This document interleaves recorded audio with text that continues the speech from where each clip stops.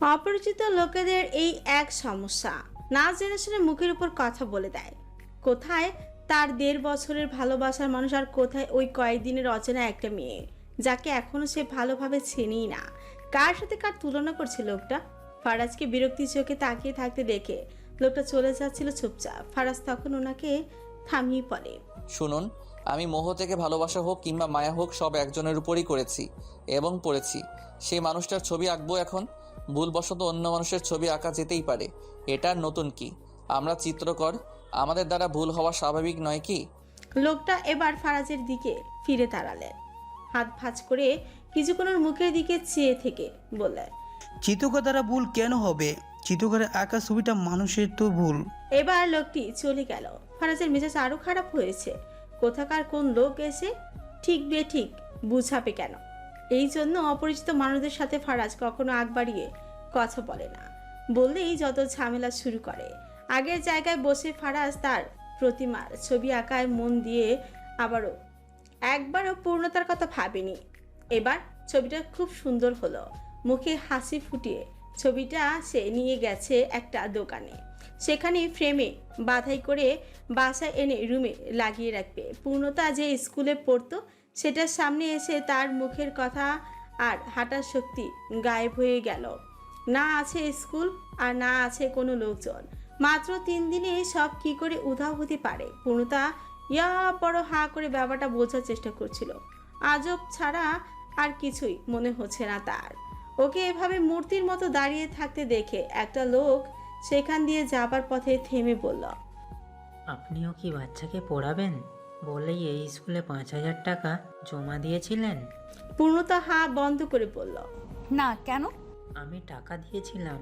এখন পরের দিন ছেলেকে নিয়ে এসে দেখি স্কুলটাই উধাও। তাঁবু লাগিয়ে ওঠাতে যে সময় লাগে এই স্কুল উধাও হতে তেমনই সময় লাগিয়েছে। অসাধারণ চোরাই বুদ্ধি।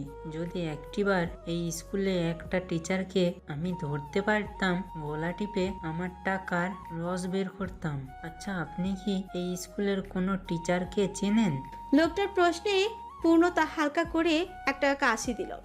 তারপর চট করে গলা থেকে আইডি কার্ডটা লুকিয়ে দাঁত বের করে হেসে পড়ল। জানি না, জানলে আমি গলা টিপতাম। আপনি জানলে আমাকে বলবেন। এইটা বলে পূর্ণতা সোজা এক দৌড় দিল। এত বড় ধোঁকা! এখানে টিচারের চাকরি পাওয়ার জন্য সে তো 5,000 টাকা বকশিশ দিয়েছিল ওই শয়তান হেডমাস্টারকে। এইভাবে ওকেও ঠকালো। এখন ওই শয়তানকে কই পাওয়া যাবে? পূর্ণতা হাঁপাতে হাঁপাতে সেই পার্ক অব্দি আসলো। তারপর কি মনে করে হলের দিকে চললো। আবার একবার প্রেমার সাথে দেখা করবে, তারপর বাড়ি ফিরে যাবে। হলে প্রেমা আর তিশার সাথে খুব ভালো একটা সময় কাটিয়েছে পূর্ণতা। তবে ফিরতে বিকেল গড়িয়ে ছিল।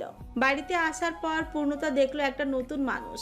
সোফায় বসে আছে একটি মেয়ে। পূর্ণতাকে দেখে সোনালি এগিয়ে এসেই বললেন, দেখো তো মা, এই মেয়েটিকে চিনো কিনা? সে নাকি সুদূর কলকাতা থেকে এসেছে আমাদের বাড়ি, কিন্তু আসার পর থেকে আর কিছু বলছে না। বারবার ব্যাগ খুঁজে চিঠি বের করে কি যেন খুঁজছে। এরপর সোনালির মুখটা পূর্ণতার আরো কাছে এনে ফিসফিস করেই বললেন, কপালে সিঁদুর দেখা যায়। মেয়েটা মনে হয় হিন্দু, তাই ভাবলাম তোমার চেনা জানা কেউ হতে পারে, কিংবা তোমার বাবা পাঠিয়েছেন তাও হতে পারে। পূর্ণতার যতদূর মনে আছে সে এই মেয়েটিকে চিনে না। তাও আন্টির জোরাজোরিতে সে মেয়েটির পাশ ঘেঁষে বসল। মেয়েটা তখন হন্তদন্ত হয়ে চিঠিতে কি যেন খুঁজছিল। পূর্ণতা ওকে প্রশ্ন করে সে কি খুঁজছে। মেয়েটি জবাবে বলে একটা ঠিকানা। পূর্ণতা মেয়েটার আশেপাশে ছড়িয়ে থাকা চিঠিগুলো থেকে একটা চিঠি হাতে নিয়ে চোখ বুলাতেই ছিনে ফেললো হাতের লেখা। এটা ফারাজের হাতের লেখা। আচ্ছা, এই কি সেই প্রতিমা? তবে কপালে সিঁদুর যে, তার কি বিয়ে হয়ে গেছে? পূর্ণতা মেয়েটির দিকে চিঠিটা বাড়িয়ে ধরে বলল, আপনার নাম কি প্রতিমা?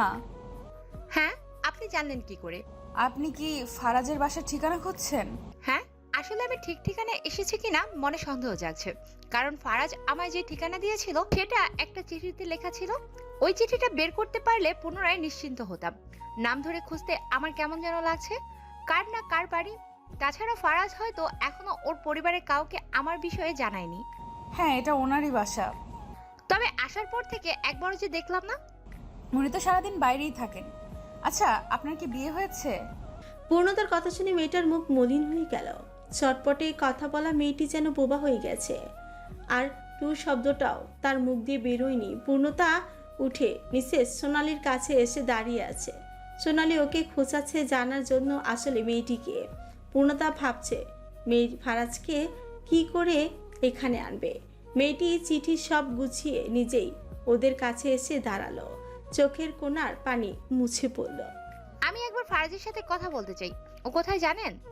সোনালি বলল বাসায় নেই। মেয়েটি মন খারাপ করে তাই চলে যাচ্ছিল। তখন পূর্ণতা ওকে থামিয়ে বলে ফারাজ এখনই এসে পড়বে। সে যেন আরেকটু অপেক্ষা করে। মেয়েটি পূর্ণতার আশায় ওর সাথে রুমে গিয়ে বসল। পূর্ণতা ফারাজের নাম্বারে অনেকবার কল করলো, কিন্তু সে বরাবরই কেটে দিচ্ছে। ওইদিকে মেয়েটার চোখের পানি ফেলতে ফেলতে শেষ। হঠাৎ সে সময় ফারাজের গলা শুনে পূর্ণতা এক দৌড় দিছে। ফারাজ নিজের রুমে যাচ্ছিল, তখন পূর্ণতা ছুটে এসে ওর রুমের সামনে দাঁড়ায়। ফারাজ বিরক্ত হয়ে ওর মুখের দিকে তাকিয়ে আছে। ওর জানা আছে পূর্ণতা এখন বিরক্ত করতে এসেছে এখানে। এদিকে পূর্ণতা হাঁপানোর জন্য কথা বলতে পারছিল না, অনেক কষ্টে পড়ল। আপনি প্রতিমা আপুর জামাই? ফারাজ ওর কথা তোয়াক্কা না করে নিজের রুমে এসে ফ্রেম করা ছবিটা দেয়ালে ঝুলাতে ব্যস্ত হয়ে পড়েছে। দেখুন পূর্ণা ম্যাডাম, আমাকে বিরক্ত করবেন না, বিশেষত প্রতিমাকে নিয়ে। বের হন এখন, আমার কাজ আছে। ফারাজ, প্রতিমার গলা শুনে ফারাজের হাত চলা বন্ধ হয়ে গেল। পূর্ণতা আস্তে করে সরে গেছে ওখান থেকে। প্রতিমা রুমের ভেতরে এসে আবার বলল, আমি এসেছি ফারাজ। ফারাজ পেছনে তাকে এবার প্রতিমাকে দেখে সে যেন আকাশের চাঁদ হাতে পেয়েছে। ছুটে আসলো জড়িয়ে ধরবে বলে। ঠিক সেই সময় ওর কপালের লাল সিঁদুর তার পথ আটকে দেয়, যেন মাঝে একটা দেয়াল তুলে গেল হঠাৎ। ফারাজ থম মেরে আছে সেই সিঁদুর দেখে। প্রতিমাও বুঝে গেছে ফারাজ কেন চুপ। প্রতিমা নিজের কপাল ছুঁতেই ওর নিজের চোখে পানি ভর্তি হয়ে গেল। চোখ মুছে ফারাজের দিকে চেয়ে পড়ল। তোমার সব চিঠি আমি পেয়েছি ফারাজ, তাই এসেছি। আমি জানি তুমি আমার অপেক্ষায় থাকবে, কিন্তু তোমার কপালে সিঁদুর পড়লো কবে? তারিখটা বলবে একটু? 7 মাস আগে 23 তারিখ। ও ভালো, অভিনন্দন। আমি অনেক চেষ্টা করেছি ফারাজ, বাবাকে রাজি করাতে পারিনি। বাবা এমনিতেও প্রেম ভালোবাসার বিপক্ষে ছিলেন। এরপর যখন শুনলেন আমি যে মানুষটাকে ভালোবাসি সে মুসলমান, তখন তিনি আমায় সাফ সাফ বলে দিলেন, হয় আমি তোমার কাছে চলে যাই ওনাদের ছেড়ে, আর না হয় ওনার পছন্দের ছেলেকে বিয়ে করি। আমি তাকে রাজি করানোর সব চেষ্টা করেছি ফারাজ, কিন্তু তার শেষ কথা ওইটাই ছিল। এরপর আমি সিদ্ধান্ত নেই আমি সবাইকে ছেড়ে তোমার কাছে চলে আসব, কিন্তু মাঝপথে বাধা হয়ে দাঁড়ায় বাবার হার্ট অ্যাটাক। মুহূর্তেই আমার সব অন্ধকার হয়ে আসলো। তুমি তো জানো বাবাকে আমি কত ভালোবাসি। আমি যদি চলে আসতাম বাবাকে হয়তো হারিয়ে ফেলতে হতো। বাবা এই কষ্ট সহ্য করতে পারতেন না। আমার কাছে আর কোনো পথ বাকি ছিল না ফারাজ।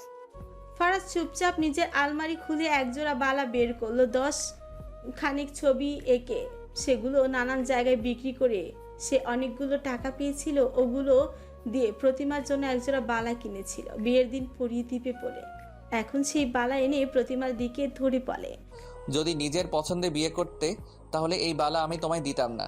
যেহেতু পরিস্থিতির শিকার হয়ে করেছো, সুতরাং তুমি আমায় ধোকা দাওনি। এই বালার প্রাপ্য তুমি তোমার হাজবেন্ডকে বলবে পরিয়ে দিতে। ফারাজ, আমায় মাফ করে দিও। আমি শুধু বলতে এসেছি আমার জন্য অপেক্ষা করো না। প্রতিমা, সবসময় কি মানুষ পাবার আশাতেই অপেক্ষা করে? কিছু জিনিস পাবে না যেন অপেক্ষা করে। তুমি আমার সেই কিছু জিনিস যেটা আমি হারিয়ে ফেলেছি। কোনোদিন পাবো না, তবু অপেক্ষা করব, কারণ তোমার জন্য করা অপেক্ষা আমাকে বাঁচিয়ে রাখবে। বলতে পারো জীবন আঁকড়ে ধরার কৌশল। প্রতিমা কান্নার জন্য কিছু বলতে পারছে না। পূর্ণতা দেয়ালে কান লাগিয়ে শোনার চেষ্টা করছিল। অমনি পাঞ্জাবি পরা একটা ছেলে এসে সে ছুটে ওর সামনে গিয়ে দাঁড়ালো। পা থেকে মাথা অবধি দেখে বলল, আপনি প্রতিমা আপুর জামাই? ও কোথায় জানেন? সোনালী মাসি বললেন ও উপরে আছে। না না, উনি তো নিচে গেছেন বাগানের দিকে। আপনি ওই দিকে যান, উনি এখানে নেই। আচ্ছা শোনেন, আপনার বউ আপনার কাছে কেমন লাগে? এ কেমন প্রশ্ন? মানে আপনার বউ আপনাকে ভালোবাসে নাকি ফুলসজ্জার দিন বলছে sorry I have a boyfriend? ছেলেটার মুখে হাসি ফুটলো পূর্ণতার কথায়। হাত ভাঁজ করে সোজা হয়ে দাঁড়িয়ে পড়ল। তা বলেনি, তবে বলেছে সে একজনকে ভালোবাসে। সে ভাগ কাউকে দেবে না, তবে আমার জন্য নতুন ভাগ তৈরি করবে। আমি আপাতত সেই ভাগেরই কাস্টমার বলতে পারেন। প্রতিমা আপু জিতছে, দারুণ একটা বর পেয়েছে। আচ্ছা আপনার হিংসা হয় না ওই ছেলেটার প্রতি? হিংসা কেন করব? প্রতিমা তো আমার হয়ে গেছে, তার তো হয়নি। হিংসা তো তার হওয়ার কথা। সারথি বলেছে সে বাড়ি ফিরবে না। আনাফ যেন জোরাজোরি না করে। আনাফ তো নাছোড়বান্দা। একশের সে কিছুতেই সারথিকে ওর বাড়িতে দিয়ে আসা পর্যন্ত ছাড়বে না। সারথি শেষে বিরক্ত হয়ে কথা বলা বন্ধ করে দিয়েছে। আনাফের মা বাবার ফোন করেছেন এটা জানার জন্য যে আনাফ কখন বাসায় ফিরবে। এদিকে সারথির একটা ব্যবস্থা করা অবধি তো সে হাসপাতাল থেকে নড়তেও পারছে না। কি করা যায় অনেক ভেবে ভাবনা চিন্তা করে শেষে একটা বুদ্ধি আসলো মাথায়, যেটা করা উচিত না সেটাই করতে হবে, আর তা হলো হুমকি দিতে হবে। সে সারথিকে বলল সারথি যদি বাড়ি না ফেরে তাহলে উর্মির থেকে সজীবের নাম্বার নিয়ে ওকে কল করবে আনাফ। সারথির প্রচুর রাগ হলো আনাফের উপর। শেষে উপায় না পেয়ে রাজি হলো বাড়ি ফেরার জন্য। আনাফ তার গাড়ি ডেকে এনেছে, ড্রাইভারকে চলে যেতে বলেছে, সে নিজে ড্রাইভ করবে আজ। সারথিকে পাশের সিটে বসিয়ে মনের আনন্দে সে গাড়ি চালিয়ে যাচ্ছে। একজন বিবাহিতা নারীকে পাশে বসিয়ে তার কেন এত আনন্দ হচ্ছে সেই কথা মাথায় আসায় মুহূর্তে ব্রেক কষল আনাফ। সারথি সিট বেল্ট চেপে ধরে পড়ল। কি সমস্যা? না কিছু না। আনাফ আবারও গাড়ি স্টার্ট দিল, কিন্তু এবার গাড়ি স্টার্ট হলো না। কি মুশকিল। বাইরে বের হয়ে চেক করছে সে। সারথি অনেকক্ষণ বসে থেকে নিজে নিজে বের হলো গাড়ি থেকে। জানতে চাইলে আর কতক্ষণ লাগবে। কেন বাড়িতে না যেতে চাইছিলেন না? তবে তারা কিসের? প্রশ্ন করা অপরাধ? আনাফ আর কিছু বলল না। ফোন বের করে ড্রাইভারকে আসতে বলল। সারথি গাড়ির সাথে হেলান দিয়ে দাঁড়িয়ে আছে নিশ্চুপভাবে। আনাফ ওর দিকে অনেকক্ষণ ধরে তাকিয়েছিল। মনে একটা প্রশ্ন ঘুরপাক খাচ্ছে, জিজ্ঞেস করা ঠিক হবে না যেন সে জিজ্ঞেস করেই বসে। সে জানতে চাইল সারথি কেন সজীবকে ডিভোর্স দিতে চায়। প্রশ্নটি শুনে সারথি উত্তরে কিছু বলেনি। যেমন করে দাঁড়িয়েছিল তেমন করেই দাঁড়িয়ে আছে। আনাফ আরেকটু এগিয়ে এসে প্রশ্নটা আবার করেছে। তার জানার দরকার এই জবাব। সারথি আর কি করবে? গল্প গুজব না করলে সময় কাটবে কেমন করে? তাও সে শুধু বলল ডিভোর্স সজীব দিতে চায়। আনাফ যেন হাতে প্রশ্নের ঝুড়ি পেয়ে গেছে। আরেকটু কাছে এসে জানতে চাইল কি কারণে ডিভোর্স দিতে চায়। সারথির গলায় গম্ভীর গলায় বলল, তৃতীয় ব্যক্তি। তাহলে এই ব্যাপার। আচ্ছা, আপনার আমার বিষয়ে এত আগ্রহ কেন বলতে পারেন? একজন অবিবাহিত ডাক্তারের জন্য কি মেয়ের অভাব পড়েছে? আনাফ হাসল। তার হাসির আওয়াজ পৌঁছালো না সারথির কানে। হাসি আটকে আনাফ বলে, প্রচুর অভাব। আমাকে দেখে মনেই হয় না আমি যে একজন ডাক্তার। সবাই বলে ইন্টারে পড়ি। কি সমস্যা দেখলেন? বলুন তো, আমি কিসে পড়তাম 2 বছর আগে? কঠিন প্রশ্ন। মনে হয় ইন্টার পাস করেছেন। আমি গ্র্যাজুয়েট। যাই হোক, আপনাকে একটা কথা বলে রাখি, সৌন্দর্য 2 দিনের আবেগ পালতে পারে, তবে আজীবনের না। যেমন আমার আর সজীবের সম্পর্কটাকেই দেখে নিন। আমাকে পছন্দ করে বিয়ে করে এখন তিনি আরেকজনে মোহিত। দোষটা রূপের। পৃথিবীতে একজন নারী আরেকজন নারীর থেকে অত্যাধিক সুন্দরী। সজীবের চোখে শুরুতে আমি সুন্দর ছিলাম, এখন অন্য কেউ। হার নয়তোবা এইসব কিছুই না, মূল কারণ আমি অন্ধ বলে। আপনি যে অন্ধ তাতে কিন্তু আমার কোনো সমস্যা নেই। সমস্যা হবে কেন? আমি তো আপনার স্ত্রী না। যদি হতাম তবে সমস্যা হতো। আনাফ ঠিক করেছে আর কিছুই বলবে না। যেটাই বলে সেটাতেই সারথির কড়া করে একটা জবাব দিয়ে দেয়। কি আজব। আনাফ নীরব হয়ে গেল। বলল সারথি হাসল। ওর হাসি দেখে আনাফ আবার বলল, হাসেন কেন? আমি তো অবাক হচ্ছি আপনার যুক্তি দেখে। এমন যুক্তির কি লাভ যদি স্বামী ধরে রাখতে না পারি? আপনি একটা ডাক্তার দেখে বিয়ে করে সজীবকে দেখিয়ে দিন। আরও একবার একটা ছেলে রূপ দেখে আবেগ ধরে বিয়ে করে দিনের পর দিন মানসিক অত্যাচার করবে। আমার দ্বারা এই ভুল আর হবে না। যদি আগের মতো পরিবার আবার জোর করে, এবার আমি আত্মহত্যাতে জোর দেব। বিয়ে করলে জীবনটা আপনার গুছিয়ে যাবে। যার জীবন একবারে গোছায় না তার আর কবে হবে? বাদ দিন, আমি ঠিক নিজের একটা পথ বেছে নেব। আপনি বরং আপনার ডাক্তার বউ খোঁজেন। আমি ডাক্তার মেয়ে বিয়ে করব না। তবে যাকে করুন আমাকে বলতে হবে না, হেঁটে যাব বাসায়। আপনি কি বুঝতেছেন আমি কি বলছি? হ্যাঁ, বুঝছি, এরকম আবেগ আরও দেখেছি। প্রতিমা ফারাজের হাত ধরতে চাইল, কিন্তু ফারাজ হাত সরিয়ে নিজেও দূরে সরে গেছে, মুখ ফিরিয়ে নিছে অন্যদিকে। প্রতিমা বালাটা বিছানায় রেখে পড়ল। এটা তোমার পরিশ্রমের টাকায় কেনা, এর উপর অধিকার তোমার স্ত্রী থাকতে পারে, আমার নয়। মাফ করো, আমি এটা নিতে পারবো না। আজ আসি, ভালো থেকো। প্রতিমা বের হয়ে গেল রুম থেকে। ওদিকে পূর্ণতা প্রতিমার স্বামীকে টেনে বাগানের দিকে নিয়ে গেছে।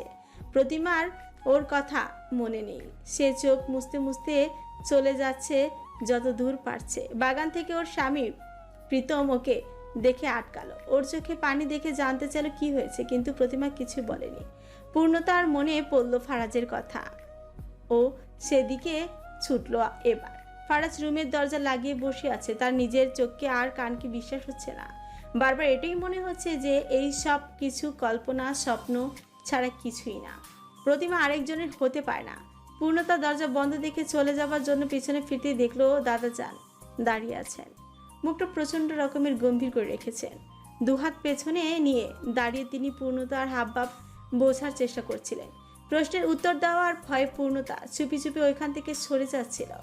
তখনই দাদা ওকে দাঁড়াতে বললেন, জানতে চাইলেন সে এখানে কি করছিল। পূর্ণতা তোতলাতে কোনো মতে বলল, ফারাজের সাথে একটা দরকারের কথা বলার জন্য এসেছে। ফারাজের দরজা বন্ধ বলে সে চলে যাচ্ছে। আবার শুনলাম বাড়িতে নাকি হিন্দু মেয়ে একটা এসেছে তার স্বামীকে নিয়ে। হ্যাঁ হ্যাঁ। তুমি ওদের চেনো? না, চিনি না। তবে ফারাজ চেনে? তা তো জানি না। দাদাজান এবার দরজায় হাত রেখে ফারাজের নাম ধরে ডাকাডাকি শুরু করে দিয়েছেন। ফারাজ সে সময় মেঝেতে বসে চোখের পানি ফেলছিল। দাদার কথা শুনে চট করে চোখে মুছে উঠে দাঁড়িয়ে আগে বালা লুকিয়ে তারপর দরজা খুলল। দাদাজান সাথে সাথে ভেতরে ঢুকে গেলেন। সজীব তার এবং লেভেনের ভিসা ওকে করে এসেছে। সে কবে আসবে সেটা কাউকে জানায়নি, মাকেও না। চেয়েছে সারপ্রাইজ দেবে। লেভেন তো মহা খুশি, এতদিনের তার ইচ্ছা সফল হতে যাচ্ছে। সজীবকে সে নিজের করে পাবে, তার খুশি আর ধরছে না। কিন্তু সজীব ভাবছে অন্য কিছু। সারথীকে ডিভোর্স দেওয়া সহজ, কিন্তু ওর দায়িত্ব নিয়ে তার খারাপ লাগছে। ওর দায়িত্ব তো সজীব নিয়ে নিয়েছিল, এভাবে ডিভোর্স দিলে তার কি হবে? তার পরিবার যদি তাকে মেনে না নেয়, কোথায় যাবে সে? যতই হোক সম্পর্কে তো সে স্ত্রী হয়। এসব ভেবে প্রায় সময় সজীবের মন খারাপ থাকে। ড্রাইভার এসে আনাফের কার ঠিক করতেই নিয়ে গেছে। এদিকে আনাফ সারথীকে নিয়ে একটা রিস্কায় উঠেছিল। সারথীর বাসা কাছেই। মতিন হন্য হয়ে সারথীকে কোথাও খুঁজে না পেয়ে বাড়ি ফিরে খবরটা সোনালীকে জানিয়ে দিয়েছে। সোনালী পড়ে গেলেন মহাচিন্তায়। মেয়েটা নিজে নিজে তো চলতে পারে না, কোথায় আছে, কেমন আছে, কি করে উধাও হলো, সেসব তো কিছুই জানা নেই কারোর। ফারাজের কাছে দাদাজান জানতে চাইলেন মেয়েটা আর ছেলেটার ব্যাপারে। পূর্ণতা পাশেই চোরের মতন দাঁড়িয়ে দেখছিল। ফারাজ ধীরেই বলল, ওরা আমার ফ্রেন্ড। তবে চলে গেলে কেন? রাতের খাবার খেয়ে যেত। না, ওদের কাজ আছে তাই। চোখ ফুলা কেন তোমার? কেঁদেছ? কার জন্য কেঁদেছ? না তো, বই পড়ছিলাম তাই হয়তো। বই পড়লে চোখ ফুলে? কই, আমার তো ফুলে না। পূর্ণতা, তোমার চোখ ফুলে? না তো। ফারাজের চোখ বড় করে তাকালো পূর্ণতার দিকে। পূর্ণতা ঠোক গিলে আবারও বলল, আমার মাঝে মাঝে বই পড়লে চোখ ফুলে, আবার মাঝে মাঝে তো মনে হয় চোখ খুলে হাতে চলে এসছে। যত সব আজবগি কথাবার্তা। ফারাজের কথার সত্যতা প্রমাণ করতে বলিনি তোমায়? ফারাজ, আমার সাথে আমার রুমে এসো। এটা বলে দাদাজান চলে গেছেন। এদিকে ফারাজ পিছু পিছু যাওয়ার ধরতে মা ছুটে এসে বললেন সারথীকে কোথাও পাওয়া যাচ্ছে না। ফারাজ কোনো দিক না ভেবে এবার ছুটলো সারথীকে খুঁজে আনার জন্য। অমনি দেখলো সারথীকে নিয়ে একটা ছেলে এসেছে। মতিন দরজা খুলে দিচ্ছে। সারথীর কপালে ব্যান্ডেজ দেখে ফারাজ ছুটে এসে ওর হাত ধরে পড়ল। কিরে, তোর কি হয়েছে? মাথায় ব্যান্ডেজ কেন? আনাফ দাঁত কেলিয়ে হাত বাড়িয়ে বলল, হাই, আমি আনাফ, স্বার্থের ভালো বন্ধু। আমি ওনার চিকিৎসা করিয়েছি আজ। ফারাজ এবার আনাফের দিকে চেয়ে জানতে চাইলে সারথীর কি হয়েছে। ভুলবশত অ্যাক্সিডেন্ট, কারের সামনে পড়েছিল। আমি অবশ্য সঠিক সময়ে হাসপাতালে নিয়ে এসেছি। মাথায় আর হাতে চোট পেয়েছে। মিসেস সোনালী আহাজারি লাগিয়ে দিয়েছে ততক্ষণে। আনাফ এবার বলল সে চলে যাবে, তার এমনিতেও দেরি হয়ে গেছে। কিন্তু ফারাজ যেতে দিল না। মতিনকে বলল নাস্তা নিয়ে আসতে। এরপর সবার জোরাজুরিতে আনাফ সোফায় বসতে বাধ্য হলো। সারথীকে ওর পাশে বসিয়ে দিয়েছে মা। সবাই এবার পুরো ঘটনা শুনতে আনাফের মুখের দিকে চেয়ে আছেন। আনাফ শুরু থেকে বলছে এক এক করে। সে একবারও বলেনি সারথি স্বেচ্ছায় এমনটা করেছিল। সে বারে বারে বলেছে এটা একটা অ্যাক্সিডেন্ট ছিল, মতিন শরবত আর বিস্কুট এনে দিয়ে গেছে। আনাফ ঘটনা বলতে বলতে ওর গলা শুকিয়ে গিয়েছিল, তাই শরবত পেয়েই হাতে নিল খাওয়ার জন্য। তখনই পূর্ণতা এক চিৎকার দিয়ে পড়ল, খাবেন না ওটা? সবাই এবার পূর্ণতার দিকে তাকিয়ে আছে। আনাফ জানতে চাইলেও কেন খাবে না। সারথি হঠাৎ খিলখিল করে হেসে দিল। হাসির জন্য কিছু বলতেও পারছে না, তাও অনেক কষ্ট করে হাসি থামিয়ে পড়ল। যে পানি দিয়ে শরবত বানিয়েছে ওইটাতে বাবুদের হিসু মিক্সড আছে। এটা শুনে আনাফ গ্লাস রেখে উঠে দাঁড়িয়ে পড়েছে। তারপর মনে হলো বাড়ির নাম হাবিজাবি রেখেছিল, তার মানে এরা সবাই রসিক মানুষ। কিন্তু সারথিও যে রসিক হতে পারে সেটা আনাফ ভাবেনি। প্রথম থেকেই সারথি তার সাধারণ এবং চাপা স্বভাবেরই মনে হয়েছে, কিন্তু এখন মনে হয় সে বড় রসিক, না হলে এমন মজা কেউ করে না। হাসি মুখে আনাফ গ্লাসের গোটা শরবতটা ঢকঢক করে খেয়ে নিল। সবাই ওর মুখের দিকে চেয়ে আছে হা করে। আনাফ ঠোঁট মুছে পড়ল, আমি ঠাট্টা পছন্দ করি না। আপনারা দারুণ মানুষ। বাড়ির নাম দেখেই আপনাদের নিয়ে আলাদা একটা জায়গা তৈরি হয়েছে মনে। বিশেষত সারথি তো আরও দারুণ। এবার আমাকে যেতে হয়। বাসায় আম্মু একা, আব্বু অফিসের কাজে টাউনের বাইরে। এইটা বলেই আনাফ সালাম দিয়ে চলে গেল। সারথি ফারাজের কাছে জানতে চাইলো আনাফ কি শরবতটা খেয়েছে। পূর্ণতা ওয়াক ওয়াক করতে করতে বলে গেল পুরোটা খেয়েছে। সারথি হাসলো। সে ভাবেনি আনাফ ওকে বিশ্বাস করবে না, এভাবে অবিশ্বাস করে নিজে ফেসে যাবে তা একদম ভাবেনি। তাকে হাসতে দেখে মিসেস সোনালি ওর পাশে বসে মাথায় হাত দিয়ে বললেন, কি রে, বেশি ব্যথা পেয়েছিস? সারথি মাথা নাড়িয়ে না জানায়। ওইদিকে ফারাজের মনে পড়লো দাদার কথা, তাই সে ওইদিকে চলে গেল। পূর্ণতা ওকে যেতে দেখে সেও পিছু নিল। হঠাৎ সামনে এসে পড়েছে অর্ক। অর্ককে দেখে পূর্ণতা থেমে গেছে। সারাদিন ফারাজ চাচ্চুকে ফলো করেন কেন? কই না তো, আমি আমার রুমে যাচ্ছিলাম। আপনার রুম তো ওইদিকে, এদিকে না। তবে ও হ্যাঁ তাই তো, আচ্ছা আসি। পূর্ণতা মাথা চুলকে চলে গেল। অর্ক আবার উল্টো ঘুরে পড়তে চলে গেল। পরের মাস থেকেই পরীক্ষা। পড়ার যেন সব শেষ সীমানায় খুঁজে পায় না সে। এখন এমন হয়েছে সে হেঁটে হেঁটেও পড়ছে। হেঁটে পড়লে পড়া জলদি শেষ হয়। ফারাজ আবারও দাদাজানের রুমের দরজা খুলতেই ফুতুরে পরিবেশের সাথে পরিচিত হলো। দাদা তখন ধ্যান করছিলেন। কলের গানে একটা পুরনো গান চলছে, সম্ভবত রবীন্দ্রনাথ ঠাকুরের। ফারাজ ধীরে ধীরে রুমে ঢুকে দাদাকে ডাক দিল। দাদা পেছনে না তাকিয়ে বললেন, টেবিলের উপর একটা খাম আছে, ওটা খোলো। ফারাজ বাধ্য ছেলের মতো গিয়ে খামটা খুলল। খুলতেই ভেতর থেকে শখানেকের মতন ছবি ছড়িয়ে ছিটিয়ে নিচে পড়েছে, সব মেয়েদের ছবি। ফারাজ মেঝে থেকে ছবিগুলো তুলে দাদার দিকে তাকালো। দাদা এদিকেই চেয়েছিলেন। ওকে তাকাতে দেখে তিনি বললেন, আমাকে কি দেখছো? ছবিগুলো দেখো। ফারাজ এবার ছবি একটা হাতে নিয়ে দেখছে। ছবির মেয়েটা দেখতে একেবারে বাচ্চাদের মতো। সে সময় দাদা বললেন, ওর নাম নিয়া, বয়স 18 বছর 2 মাস, এসএসসি দিয়েছে, ইন্টারে পড়ার ইচ্ছা নাই আর। দেখতে ভালো বলে নিলাম ওর ছবি। লম্বায় তোমার কাঁধ বরাবর হবে। সুন্দর মেয়েরা বেশিরভাগ খাটো হয়, সমস্যা নেই। বাচ্চা সব সুন্দর হবে, খাটো হবে না, কারণ বাপ বহুত লম্বা। দেখো কেমন লাগে। আমি দেখে কি করব? বিয়ে করবে? দাদার কথা শুনে ছবিটা পড়ে গেল ফারাজের হাত থেকে। ভূত দেখার মতন মুখ করে চেয়ে আছে সে। কিছু বলার ভাষা খুঁজে পাচ্ছে না। ওকে অমন করে তাকিয়ে থাকতে দেখে দাদা বললেন পরের ছবিটা হাতে নিতে। ফারাজ হাতের ছবিটা রেখে আরেকটা ছবি হাতে নিল। এবার দাদা বললেন, ওর নাম ঈশা, ইন্টার পরীক্ষা দিয়েছে, তবে তথ্য ও যোগাযোগ প্রযুক্তি বিষয়ে 2 নাম্বারের জন্য ফেল করেছে। এমনিতে মেয়ে লম্বা, সুন্দর আছে, দেখতে ফিটফাট, একেবারে সংসারী মনে হলো। কেমন লাগে বলো? দাদা আমি বিয়ে করব না। আচ্ছা ওটা রেখে পরের ছবিটা তোলো। ফারাজ বিরক্তি নিয়ে পরের ছবিটা নিল হাতে। এবার আর তাকালো না। দাদা যান বললেন, মেয়েটা অনার্স ফাইনাল ইয়ারে পড়ে, দেখতে শ্যামলা, তবে গঠন আকৃতি অসাধারণ।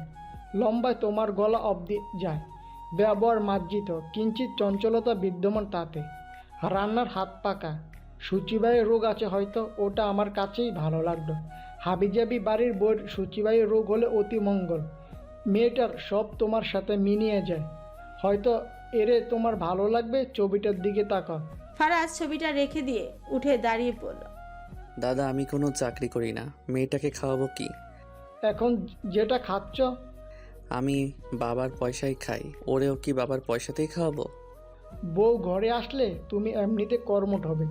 তোমার প্রতি আমার সেই আস্থা আছে, সুতরাং যা বলছি করো। ছবিটা দেখে বলো মেয়ে কেমন।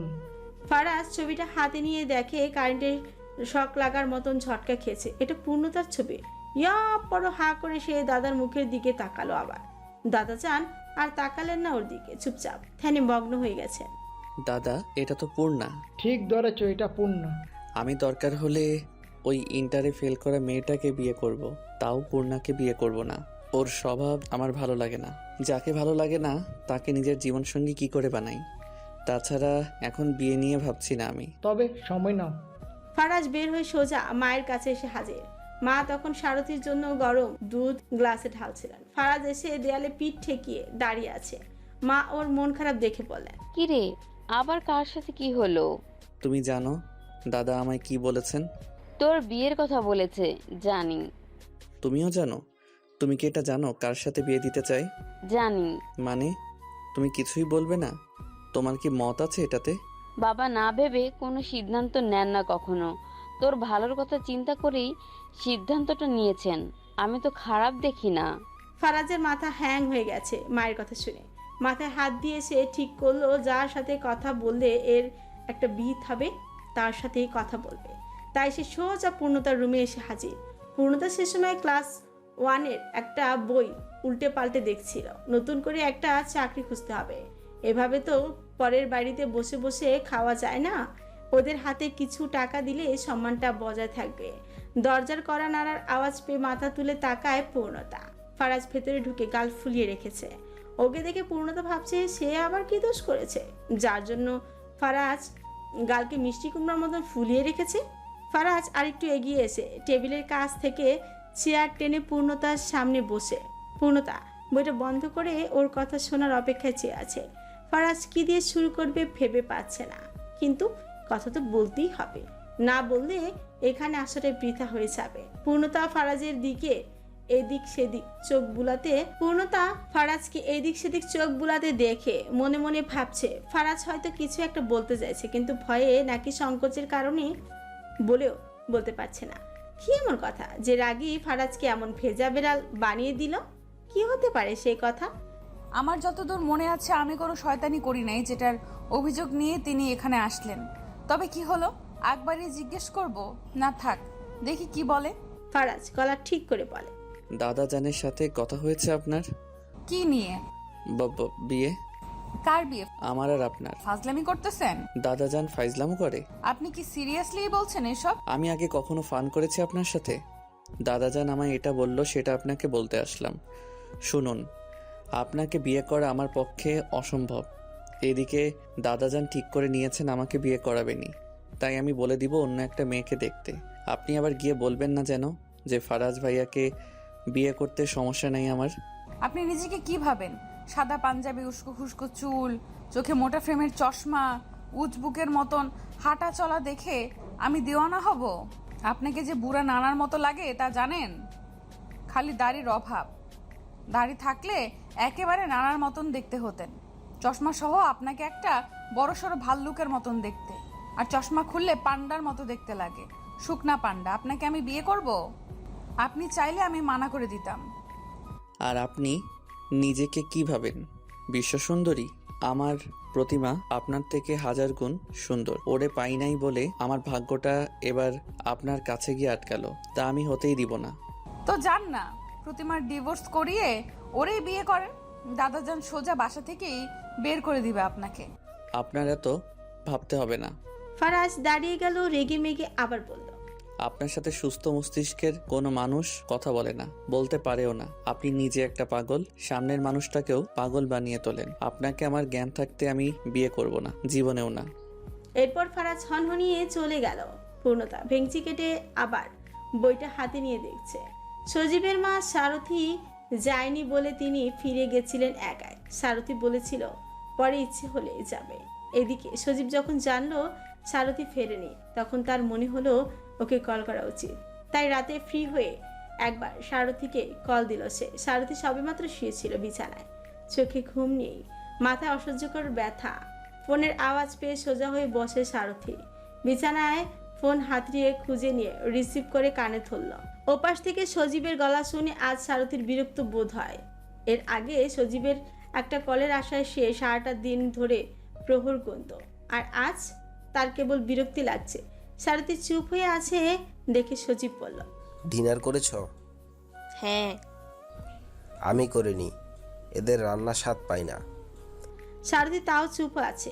সজীব কি বলবে, কি দিয়ে শুরু করবে, আগাগোড়া না পেয়ে বলে দিল, আচ্ছা ঘুমাও, অনেক রাত হয়েছে। ও ভেবেছিল সারথী আরো কথা বলবে, কিন্তু সজীবকে অবাক করে দিয়ে সারথীর লাইন কেটে দিয়েছে। ফারাজ নিজের রুমে চলে এসে দরজা বন্ধ করে রুমের বাতি নিভিয়ে চুপ করে খাটে বসে আছে। প্রতিমার ছবি চোখের সামনে ভাসছে শুধু। এত প্রতীক্ষার পর এভাবে সব শেষ হয়ে যাবে তা ফারাজ কখনো কল্পনাতেও ভাবেনি। প্রতিমা না আসলে হয়তো আরও কত স্বপ্ন দেখত ফারাজ। ওর ইচ্ছে ছিল নিজের পরিশ্রমের টাকা এক এক করে সব কিনবে। শুরুতে বালা, এরপর বেনারসি, এরপর বিয়ের খরচা পাতির জোগান। পরিবারের কাছে সব সময় ভালোবাসাগুলো হেরে যায় কেন? দুটো মানুষ যখন দুজনকে ভালোবাসে তখন পরিবার কেন বাধা দেয়? সমাজকে ভয় পেয়ে, সমাজের কটু কথা শোনার ভয়ে। কিন্তু দিন শেষে যখন তারা ভালো থাকে সমাজ তখন বলার কে? আচ্ছা, কতদিন বলবে সমাজ? আমাদের মিল হতে পারত, হয়নি। আমি না বিশ্বাস করতে পারছি না, আমার ভীষণ কষ্ট হচ্ছে, ভীষণ। প্রতিমা, একবার এসে বলে দাও এসব মিথ্যে, তুমি এখনো আমার হতে পারবে। বাইরে শীতল হাওয়া এসে গায়ে লাগলো ফারাজের। চোখ শক্ত রেখে গায়ের পাঞ্জাবিটা খুলে ফেলেছে ফারাজ। এবার হাওয়া এসে ওর পিঠে সরাসরি লেগে যাচ্ছে। চোখ বন্ধ করে ফারাজ বারবার প্রতিমার নাম নিচ্ছে। ওর ছবিটা চোখের সামনে থেকে সরছেই না ফারাজের। যখনই মনে পড়ে ওর বিয়ে হয়ে গেছে তখনই ছবিটা যেন ওর চোখের সামনে ভেঙে চুরে চুরমার হয়ে যায়। বড় বড় শ্বাস নিয়ে ফারাজ একটা চিঠি লিখতে বসে। চিঠিটা সেই পুরনো প্রাপকের প্রতি, প্রিয় অঙ্গীকারিণীর প্রতি। এই চিঠি লেখা হবে, পোস্ট করা হবে, মানুষটা পাবে, পড়বে এবং দুঃখ পাবে। তাকে দুঃখ দেওয়ার উদ্দেশ্যেই ফারাজ চিঠিটা লিখতে বসেনি, বরং নিজের কষ্টের সামান্য ভাগিদার করতে চায় সে প্রতিমাকে। প্রিয় অঙ্গীকারিণী, শুনলাম তোমার বরের নাম প্রীতম। তোমাদের নামের বেশ মিল আছে। ফারাজের সাথে মিলে রেখে ফারিজা খুঁজে দিতে পারবে? ওহো, ফারিজা নামে আদৌ কোনো মেয়ে আছে? হয়তো আছে, হয়তো বা নাই। জানো, আমার ধারণা আমার স্ত্রীর নাম অন্যরকম হবে, তোমার মতন মিলিয়ে হবে না। তার নাম কি হবে বলো তো? আচ্ছা, তুমি আমার বিয়েতে আসবে তো? এই চিঠিটা আমি তোমায় আমন্ত্রণ হিসেবে পাঠাচ্ছি। আমার বিয়ে ঠিক হলে আরেকটা চিঠি যাবে তোমার কাছে, তুমি কিন্তু অবশ্যই আসবে। তুমি হয়তো এখন ভাবছো ফারাজ এত জলদি সব কি করে ভুলতে পারে। ফারাজ কিন্তু কিছু বলেনি প্রতিমা। ফারাজ এখনও সেই প্রতিমার ছবি মনের ভেতর টাঙিয়ে রেখেছে। ভোরে চোখ খুলে মনের ভিতর গিয়ে একবার ছবিটা দেখেই তার দিন শুরু হয়। তুমি আমার সেই মোহ, যে সত্যি মোহ হিসেবেই রয়ে গেল। জীবনে পদার্পণ করতে আর পারল না। কেন যে তোমায় মোহ বানাইলাম। মোহ জিনিসটা অদ্ভুত, আজীবন মোহ থেকে যায়। বাস্তবে ওই জিনিসটা আর আমাদের হয় না। আমি বোকাশোকা প্রতিমার রূপে মোহিত হয়ে গেছি। সেই রূপ আমায় আর কোনো নারীতে আসক্ত করেনি এতদিন। তবে কি জানো, আমারও একটা জোর ছিল যে আমি অন্য নারীতে আসক্ত হব না। তুমি চলে যাওয়ার পর থেকে হঠাৎ সেই জোর যেন কমে আসছে। তোমার কি এই লাইন পড়তে কষ্ট হলো প্রতিমা? হাসি আসছে আমার। যাই হোক, শুনো, তোমার অপেক্ষায় থাকবো সেটা সত্যি, তবে তোমাকে পাবার অপেক্ষা না। সেটা কিসের অপেক্ষা তা আমি নিজেও জানি না। 1.5 বছর ধরে ডাক পাড়িতে পাড়িতে আমার অভ্যাস হয়ে গেছে। তোমাকে হারিয়ে ফেলেছি শুনেও কেমন অপেক্ষার চাদর খুলে বসে আছি। আমি গাধাটাই রয়ে গেলাম। তোমায় ডাক পাড়ি শেষ হবে না, আর আজীবন ডাক পারবো। তুমি এসো না, ভালো থেকো। ফারাজের ডাক পাড়ি ডাক বাক্স অবধি গিয়ে আবার ফিরে আসবে, ভিন দেশে পাড়ি জমাবে না। হঠাৎ দরজার খটখট আওয়াজে ফারাজের কলম থেমেছে। সবার আগে পূর্ণতার কথাই মাথায় আসায় উঠে রাগী লুকে ঠাস করে দরজা খুলে ধমকাতে গিয়েও দেখে সারথি দাঁড়িয়ে আছে। ফারাজ দরজা খুলেছে শুনে সারথি এগিয়ে দেয়াল ধরে ভিতরে ঢুকে হাতিয়ে ফারাজকে জড়িয়ে ধরল। ফারাজ আশ্চর্য হয়ে গেছে। সারথি কাছে ফুপিয়ে ফুপিয়ে নিজেকে ঠিক করে ফারাজ ওর মাথায় হাত রেখে বলল, কাঁদিস কেন? আমি আছি না? কি করবি তুই? আমি সব ঠিক করে দিব, তোর জীবন রাঙিয়ে দিব। আগেও পারিসনি, এবার কি করে পারবি? ফারাজ সারথির হাত ধরে বিছানায় এনে বসিয়ে রুমে আলো জ্বালিয়ে এতক্ষণ টর্চ দিয়ে চিঠি লিখছিল সে। সারথির সামনে টুল এনে বসে ওর দু হাত ধরে ফারাজ বলল, বল আমায় তোর কি লাগবে, সব এনে দিব। কথাটা বলে ফারাজ সারথির চোখ মুছে দেয়। সারথি কান্নার জন্য কথা বলতে পারছে না। ফারাজ ওর হাতে চুমু দিয়ে মাথা তুলে বলল, গান শুনবি? তুই তো ওই একটা গান ছাড়া আর কোনো গানই গাস না। তুই বললে সব গান গাইবো, বল কোন গান শুনবি? গান শোনার ইচ্ছা নাই, মন ভালো করে দে, তারপর ঘুমাবো। ফারাজ চট করে বিছানায় উঠে বসে সারথির চুলে সিথি কেটে দেয়া শুরু করে। সারথির চোখ বন্ধ করে বলল, জানিস, জীবনকে আমি অনেক ভালোবেসেছিলাম।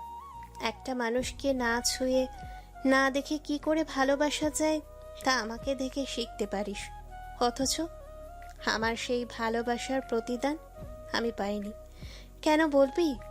দোষটা কি আসলেই আমার কপালের দোষ, নাকি আমারই দোষ স্বামীকে হাতের মুঠোয় না আনতে পেয়ারার আজ এই দিন দেখতে হচ্ছে আমায়? কেন বলতে পারিস? ফারাজ সারথির চুলে বিনুনি করছে চুপ করে। সারথির প্রশ্নের জবাব তার কাছে নেই। ছোটবেলা থেকে এই সারথিকে তার অন্তত নিয়ে কোনো কথা শুনতে হয়নি, তবে বড় হবার পর থেকে শুরু হলো যেন আসল পরিস্থিতি। যে বিয়ের জন্য দেখতে আসছে সেই মুখ ফিরিয়ে চলে যাচ্ছে। হাসি খুশি সারথির মুখ দিনের পর দিন মলিন হতে চলেছিল, যেন এর শেষই নেই। কত শত পরিবার এসে মুখের উপর না করে দিয়ে চলে গেছিল তার হিসেব নেই। শেষে একদিন সজীবের পরিবার আসলো, সাথে আসলো সজীব নিজেও। এক দেখাতেই সে বলে দিল সারথিকে তার পছন্দ। এই বিষয়টাই সারথি সহজভাবে নিয়ে নি। সে বারবার করে বলেছে, একটা অন্ধ মেয়েকে কেন এত বড় লোকের ছেলে, এত বড় চাকরি করা ছেলে বিয়ে করতে আসবে? এটা হয় না। কেউ সারথির কথায় পাত্তা দেয়নি। সকলের ধারণা সজীব সারথির ভাগ্য বদলে দেবে। আসলে কি তাই হলো? এমন করে ভাগ্য বদলাবে জানলে হয়তো সেদিন ফারাজ নিজেই বিয়েটা ভাঙত। সারথি ফারাজের কোলে মাথা রেখে ঘুমিয়ে পড়েছে। ওর মাথার নিচে বালিশ দিয়ে ফারাজ বিছানা ছেড়ে নামে। মাথার ভেতর সারথির কষ্টগুলো ঘুরপাক খাচ্ছে। একদিনেই এত ঝটকা সে সামলাতে নিতে পারছে না। রুম থেকে বের হতে ফারাজ দেখে পূর্ণতার রুমে আলো জ্বলছে। এত রাতে আলো জ্বলার কারণ পেছনে আছে নিশ্চয়ই। তাই ভেবে ফারাজ এগিয়ে গেল দেখতে। কাছে এসে দেখলো পূর্ণতা বই পড়ছে। কিছু না বলে ফারাজ ওখান থেকে চলে আসলো। সবাই ঘুমিয়ে অর্কর রুম থেকেও পড়াশোনা যাচ্ছিল। দুই জ্ঞানীর রুম ফারাজের রুমের একদম কাছাকাছি। অবশ্য ফারাজও কিন্তু আগে এমনই পড়তো। পড়ালেখার গণ্ডি শেষ হবার পরে সে পড়ে। নতুন নতুন বই বের হলে সংগ্রহ করে পড়ে ফেলে, অথবা অর্ক লাইব্রেরি তো আছে। ঘুরতে ঘুরতে সারথির রুমে এসে ওখানেই শুয়ে পড়ে ফারাজ। তার রুম তো সারথি দখল করে নিয়েছে। সজীব প্রতিদিনকার মতন সমুদ্রের বাড়িতে এসে বসে আছে। পরনে ছিল 3/4 একটা প্যান্ট আর উদম শরীর। বসে বসে পানির উত্তলতা দেখছিল সে। আর কিছু সময় পরেই পানিতে নামবে। রাতে সমুদ্রে সচরাচর কেউ নামে না, বিপদ হতে পারে ভেবে, কিন্তু সজীব সেটা মানে না কখনো। সে দক্ষ সাঁতারু। এর আগেও গভীর রাতে সে পানিতে নেমেছে। মন খারাপ থাকলেই পানিতে নেমে যায়। বালিতে পা ঘষে উঠে দাঁড়ায় সে। চাঁদের আলো সমুদ্রের পানিকে আরো আকর্ষিত করেছে। সজীব মুখে হাসি ফুটিয়ে পানিতে নেমে গেল। কয়েকটা ডুব দিয়ে উপরে আকাশের দিকে চেয়ে রইল এক দৃষ্টিতে। রাতের আকাশে মিশে থাকে নিস্তব্ধতা, প্রেম, ভালোবাসার সবকিছু। রাতের আকাশে যে দাম তা কেবল তারাই জানে যারা দেখে। সজীব অবাক চোখে আকাশ দেখছিল। হঠাৎ পিঠ জড়িয়ে ধরল কেউ একজন। সজীব প্রথমে ঘাবড়ে গেলেও পরে কানের কাছে চেনা গলার স্বর শুনে নিজেকে মানিয়ে নিল। লেভেন সজীবকে সারপ্রাইজ দেবে বলে লুকিয়ে সে নিজে পানিতে নেমেছিল। সজীবকে জড়িয়ে ধরে ওর কানের কাছে কানে কানে বলছে, চলো আজ আমরা ডুবে যাই। রাতে সুইমিং করা ঠিক না নেভেন, উঠে যাও। যাব না, সব স্বাদ তুমি একা নেবে কেন? আজ আমিও নিব। আমি সাঁতারে পটু, কিন্তু তুমি না। এখন ঢেউ আসলে যদি কিছু হয়ে যায়? আমার কিছু হলে তো তোমার জন্য স্বার্থে আছেই। চুপ করো নেভেল, এটা কেমন কথা? যাও কিনারায়, আর ডুবাতে হবে না, অনেক ডুবেছ। আমি যাব না ব্যাস। ঠিক সেই সময় একটা বিরাট ঢেউ এসে পড়েছে। সজীব লেবেনের হাতটা শক্ত করে ধরে ফেলল। লেবেন সেই সুযোগে সজীবকে জড়িয়ে ধরে ফেলে। ঢেউটা চলে যাবার পর দুজনেই দম ফেলেছে। সজীব ভয় পেয়ে গিয়েছিল, কিন্তু লেবেন ভয়ের জায়গায় দারুণ মজা পেয়েছে। সজীব লেবেনকে ওভাবে জড়িয়ে ধরে থাকতে দেখে হেসে ফেলল। তারপর ওর মুখটা সামনে এগিয়ে ধরল সে। ঠিক সেই সময় হঠাৎ সারথীর মুখ ভেসে উঠেছে সজীবের চোখের সামনে। শেষবার এমন করে সে সারথীর মুখ ধরেছিল সেদিন সে চলে আসে এখানে। সেদিন সারথীর মুখে ময়দা লেগেছিল, সজীব নিজ হাতে মুছে দিয়েছিল সেটা। হঠাৎ করে এই দৃশ্যটা মনে পড়ে গেছে। লেবেন অপেক্ষা করে আছে সজীবের একটা স্পর্শের। সজীব ওর কোমর থেকে হাত সরিয়ে পিছিয়ে গেছে। সারথীর চেহারা সামনে থেকে নড়ছেই না। ওকে সরে যেতে দেখে লেবেন নিজে একটু কাছে গিয়ে বলল, সজীব, আজকেও কি ফিরিয়ে দেবে? নেভেল, ঢেউ আরও আসতে পারে, ফিরে যাও, আমি উঠবো। এই কথা বলেই সজীব ডুব দিয়ে কিনারায় দিকে চলল। লেবেনের মনটা ভীষণ রকমভাবে খারাপ হয়ে গেছে, সাথে রাগও হলো। মাথায় একটা বুদ্ধি আসছে সেই সময়। পেছনে ফিরে দূরে থেকে আসতে থাকা ঢেউয়ের দিকে চেয়ে লেবেন হাসি দিয়ে সেদিকে সাঁতরে যেতে লাগলো। সজীব বালিতে পা রেখে পেছনে ফিরে দেখে লেবেন এখনো আসেনি, বরং আরো গভীরের দিকে যাচ্ছে। সজীবের আর বুঝতে বাকি নেই যে লেবেন আজ কিছু একটা ঘটিয়ে ছাড়বে। পূর্ণতা ভোরের দিকে সারথীর রুমের কাছে এসে দাঁড়ালো। দরজা খুলে অন্যদিকে ফিরে পা টিপে টিপে কাছে এসে বিছানায় না তাকিয়ে সে বলল, আপু আমি জানি তুমি এখন তোমার ভাইয়ের সাইড নিবা, তাও বলছি তোমার ভাইটা একদম তোমার উল্টা হয়েছে। চেহারায় যত মিল হোক না কেন, ব্যবহার আচার আচরণে পুরো উল্টো, বদমেজাজি। আর আমায় তো সহ্যই করতে পারে না। তুমি ওনাকে বলবা যেন আমার সাথে আর ঝগড়া না করে। আমি এমনিতেও কয়দিন পর বাবার কাছে চলে যাব। ওনার সাথে আমার বিয়ে সম্ভব না, আমি ওনাকে বিয়ে করবও না। দুই প্রকৃতির মানুষ কখনো মিলতে পারে না। তাছাড়া উনিও রাজি না। তোমার কাজ হলো দাদাজানকে বোঝানো। কি হলো, কিছু বলছো না যে? পূর্ণতা পেছনে ফিরে চুপ কপালে তুলে ফেলেছে। ফারাজ হেলান দিয়ে বসে বই একটা পড়ছে ওখানে। পূর্ণতা ঢোক গিলে পা টিপে টিপে সরে যাচ্ছিল। ঠিক সেই সময় ফারাজ বলল, সাপ্লাই পানি এসেছে, আমার জন্য 1 কাপ চা বানিয়ে আনুন। বইয়েই গেছে। যা যা বলেছেন তার সাথে 10 কথা মিশিয়ে দাদাজানের কানে তুলবো, যদি কথা না শুনেন তবে। আপনি সব শুনেছেন? আমি বদমেজাজি? না না, একেবারে না। আপনি অনেক ভালো, এত ভালো যে আমার নিজেরই সহ্য হয় না। সহ্য হবে কি করে? ভালো জিনিস তো আপনার সহ্য হবার কথা না। পূর্ণতা বিড়বিড় করতে করতে চলে যাচ্ছিল, আবার কি মনে করে দাঁড়িয়ে গিয়ে বলল, আচ্ছা আপনি সারথী আপুর রুমে কি করেন? কেন, ভাই বোনের রুমে থাকতে পারে না? পারে তো, কিন্তু হঠাৎ কেন? আমার রুমে সারথী ঘুমিয়ে পড়েছে কাল রাতে, তাই। লেবেন ঢেউয়ের সাথে হারিয়ে যাচ্ছিল আরেকটুর জন্য। সজীব না থাকলে ওকে বাঁচানো যেত না কখনো। সজীবেরই অনেক কষ্ট হয়েছে লেবেনকে কিনারায় নিয়ে আসতে। লেবেন জ্ঞান হারিয়ে ফেলেছিল ততক্ষণে। সজীব ওকে তুলে বাসায় নিয়ে এসে ডক্টরকে কল করে, কারণ তখনও লেবেনের জ্ঞান ফিরছিল না। লেবেন এমন পাগলামো এর আগেও করেছে। যখনই সজীবকে সে খুব করে চায় আর না পায়, তখন সে এমন পাগলামি করে। এর আগে রাগ করে হিল ক্লাইম্বে চলে গেছিল।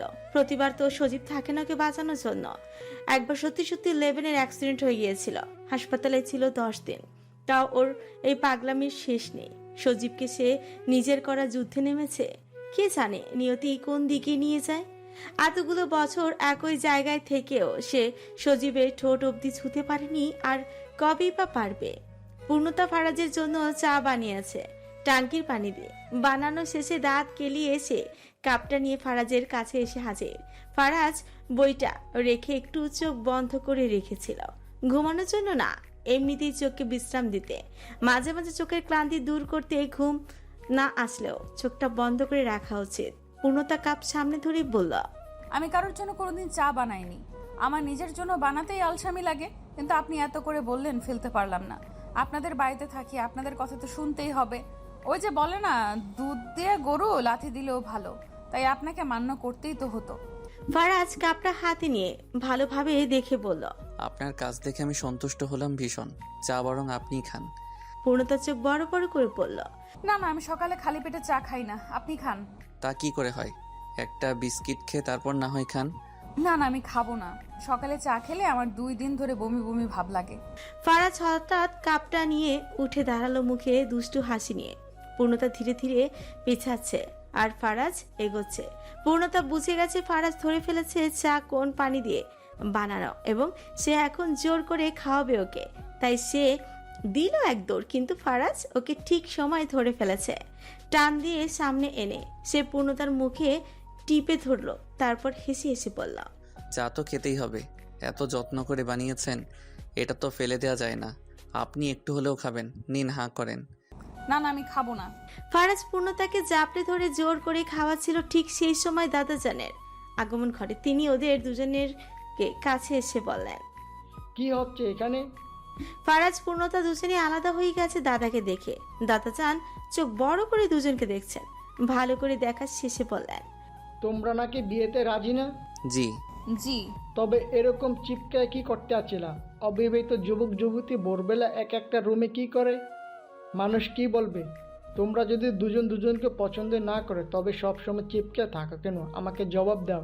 ফারাজ মাথা নিচু করে দাঁড়িয়ে আছে। পূর্ণতা মুখ ফুটে কিছু বলতে যাবার আগে ফারাজ ওর আঁচল টেনে ইশারা করে চুপ থাকতে বলল। দাদাজান ওদের দিকে রাগী চোখে তাকিয়ে চলে গেছেন, আর কিছু বলেননি। উনি যেতেই পূর্ণতা কোমরে হাত দিয়ে পড়ল। আপনার দোষ সব। আমার হাত ধরে জোরাজোরি না করলে দাদাজান এত সব বলতেন না। তুমি ঝামেলা না করলে তোমাকে আমি চা খাওয়াতে জোর করতাম। চাতে কি সমস্যা? চা কোন পানি দিয়ে বানাইছো ভাবছো আমি জানি না? পূর্ণতা মাথা চুলকে পালানোর চেষ্টা করে ফারাজ আবার ওকে ধরে ফেলল, বলল, আজ ওকে চা খেতেই হবে। অমনি দাদাজান আবার আসলেন। এবারও ওদের একই অবস্থায় দেখে বললেন, ফারাজ, আজকের মধ্যে সিদ্ধান্ত জানাবে তুমি ঠিক কাকে বিয়ে করতে চাও, এসএসসি পাস, ইন্টার ফেল নাকি অনার্স ফাইনাল ইয়ারকে? এই কথা বলে দাদাজান চলে গেছেন। পূর্ণতা হাত ছাড়িয়ে বলল, মগের মূল্য আমার মতামত কেউ জানতে চাইছে না কেন? আমি এই বদমেজাজি লোককে বিয়ে করব না, এটা আমার শেষ কথা। আপনাকে কে বিয়ে করবে? আমি না, এটা আমার শেষ কথা। আনাফ বসে বসে একটা রোগীর ফাইল দেখছিল। সে সময় মা আবারও হাজির হলেন একটা মেয়ের ছবি নিয়ে। ছবিটা আঁচলের তলায় লুকিয়ে শুরুতেই আনাফের সাথে তিনি কুশল বিনিময়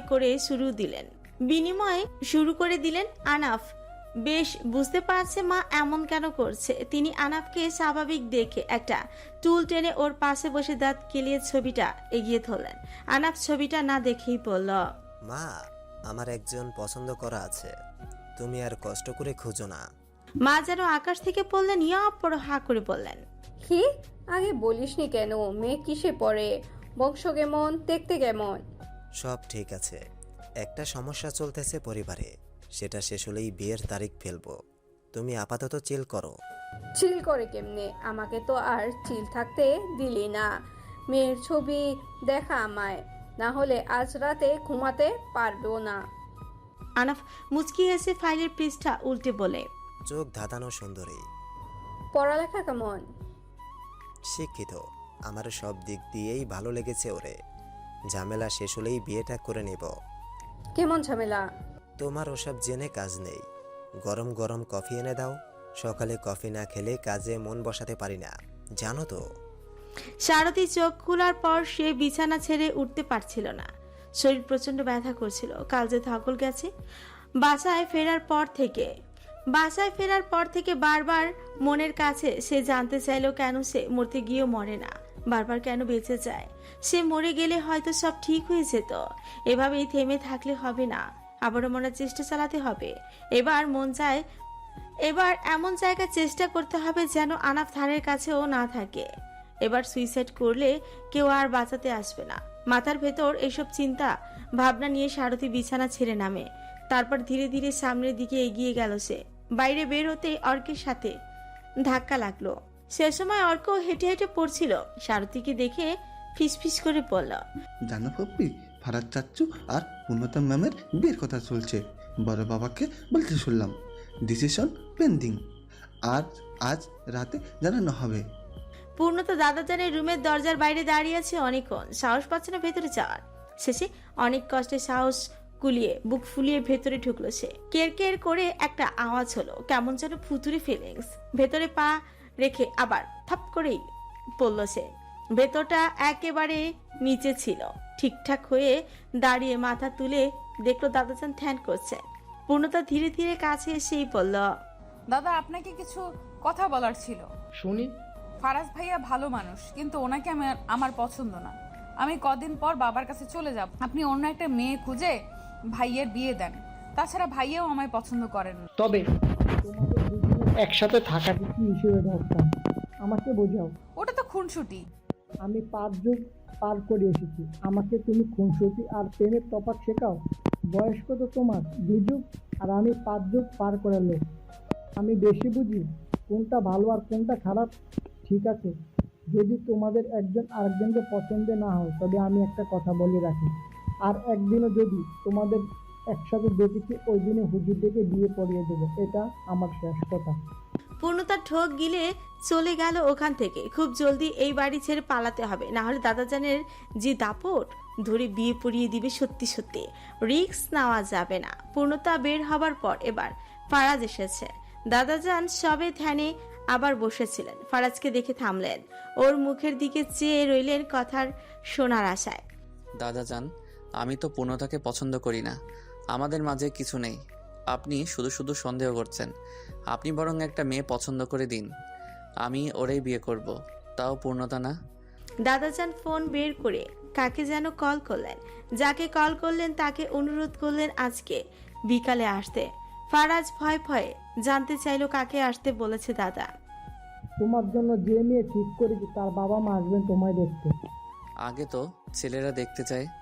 মেয়েকে আমার দেখা আছে, সুতরাং তারা দেখতে আসবেন। বকবক না করে গোসল করে আসে।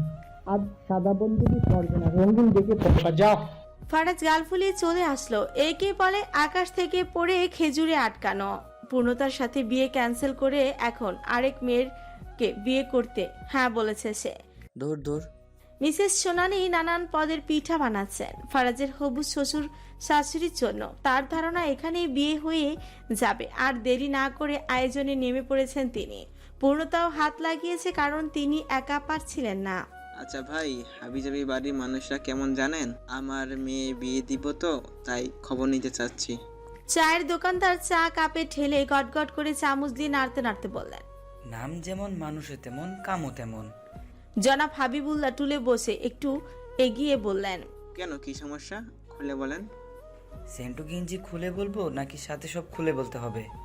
জনাব হাবিবুল্লাহ আর একটু এগিয়ে ফিসফিস করে বললেন, গোটা চামড়াটাই খুলে বলেন। আমার ছোট মেয়ে বড়ই আদরের, খবর নেওয়া ছাড়া তো বিয়ে দিব না। ভেতরের খবর জানা জরুরি। আমি কিন্তু ভাই গিবত করি না, মরা ভাইয়ের গোশত খাইতে চাই না। যা বলতেছি সত্য বলতেছি।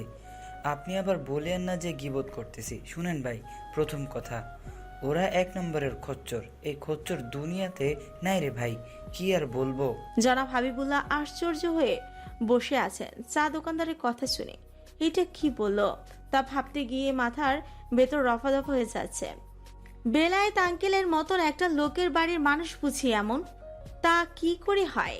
মনে হাজারটা প্রশ্ন নিয়ে তিনি আবার জানতে চাইলেন খচ্চর বলার কারণ কি। দোকানদার চায়ের কাপ এগিয়ে ধরে বললেন, ওদের টাঙ্কির পানিতে কি থাকে জানেন? কি? ওদের বাচ্চাদের মুখ। ছি ছি, আমি একদিন নিজের এই 2 চোখে দেখেছি জানেন।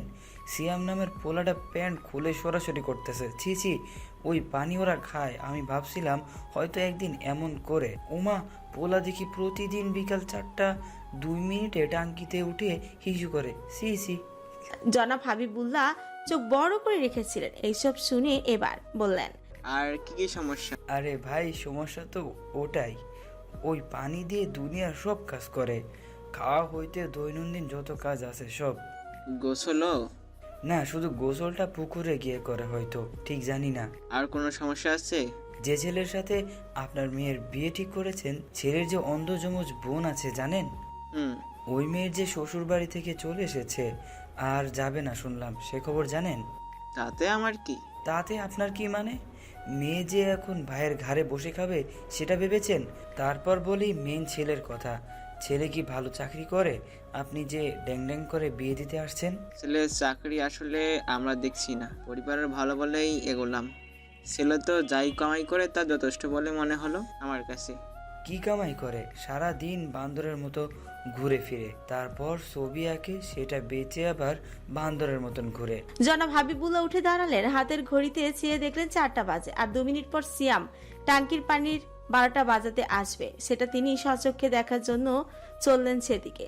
দোকানদারের কথা মতো ছাদে তিনি সিয়ামকে দেখলেন, প্যান্ট খুলে সে সেই দিক ওদিক সেদিক তাকাচ্ছে। পুরো দৃশ্য নিজের চোখে দেখে কপাল মুছতে মুছতে জনাব হাবিবুল্লাহ সোজা হেঁটে চলে গেছেন, আর এই এলাকাতে পা রাখবেন না বলে শপথও করেছেন।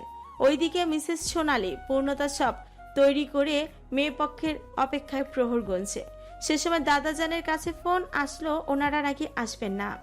তিনি জানতে চাইলেন কেন আসবেন না। উত্তরে জনাব হাবিবুল্লাহ জানালেন তাদের পরিবার ওনার পছন্দ হয়নি। লোকজনের মুখে থেকে পজিটিভ কিছু শুনেননি, যা শুনেছেন তার সবটাই নেগেটিভ। বেলায়েত হোসেন বেজায় রেগে বসে আছেন। তিনি যতদূর অনুমান করতে পারেন তার পরিবার নিয়ে কেউ খারাপ বলতেই পারে না, এত নামকরা বংশ তাদের। তবে কেন এভাবে বিয়ে ভেঙে গেল? নিশ্চয়ই ফারাজ পূর্ণতাকে নিয়ে লোকমুখে বাজে মন্তব্য শুনেছে তারা। রাগে ক্ষোভে চুপ করেই থাকলেন তিনি, সময়ের অপেক্ষাতেই আছেন কেবল। ফারাজ কান পেতে সব শুনেছিল। দাদাজান যখন ফোনে কথা বলছিল সব শুনে মনের আনন্দে থি থি করতে করতে চলে গেছে সে। ফারাজকে লাফিয়ে লাফিয়ে নিজের রুমে যেতে দেখে পূর্ণতা ভাবছে কি এমন হলো যেই বেটা এত খুশি, প্রতিমার চেয়েও সুন্দর মেয়ে পাইছে নাকি। তারপর ভাবলো বিয়েটা মনে হয় হবে না। তবে কেন হবে না? না হলে তো আবার পূর্ণতার ঘাড়ে এসে পড়বে। সেই চিন্তায় পূর্ণতার মন গেল খারাপ হয়ে। মিসেস সোনালী সব গুছিয়ে সোজা দাদাজানের রুমের দিকেই গেছেন। ওনারা কখন আসবে তা জানার জন্য। আনাফ শুয়ে শুয়ে সারথীর একটা ছবি দেখছিল। সারথীর একটা সমস্যা আছে বলেই কি সৃষ্টিকর্তা ওকে আরেক দিক দিয়ে এত দিলেন? কেন যেন তার কাছে ওর দুর্বলতার সামনে আসে না, সবার আগে সামনে আসে মায়াবী এই মুখখানা।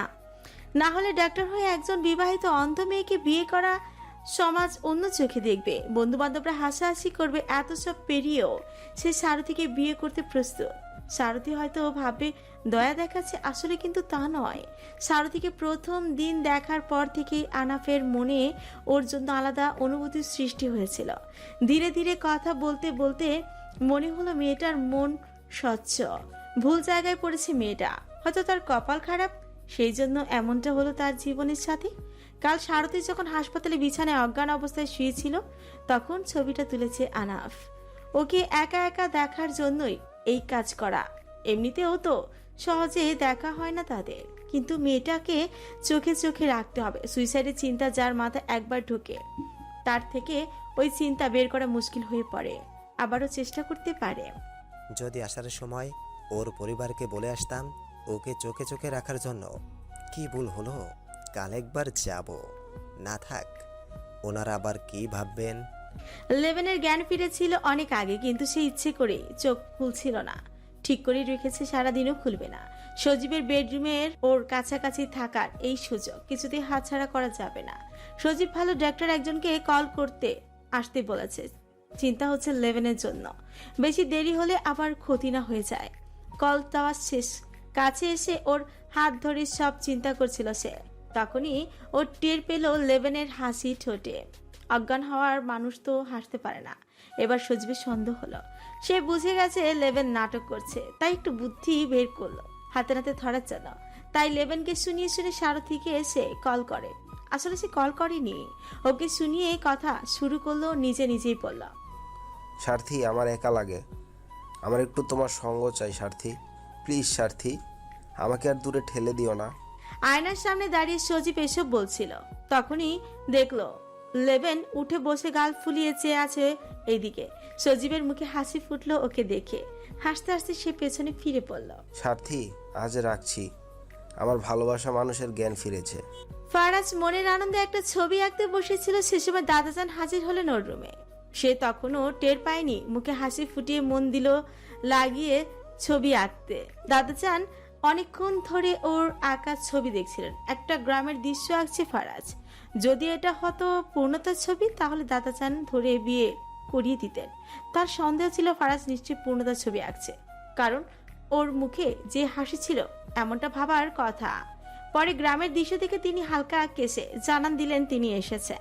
ফারাজ ঘাড় ঘুরে দাদাজানকে দেখে উঠে দাঁড়িয়ে পড়ল। কিছু বলবেন দাদা? তোমার এত আনন্দ থাকার কারণ কি জানতে পারি? কিসের আনন্দ? আমি জানতাম তুমি ছবি আঁকার সময় দাঁত কেলাও না, তবে আজ কেলাচ্ছিলে কেন? কই না তো।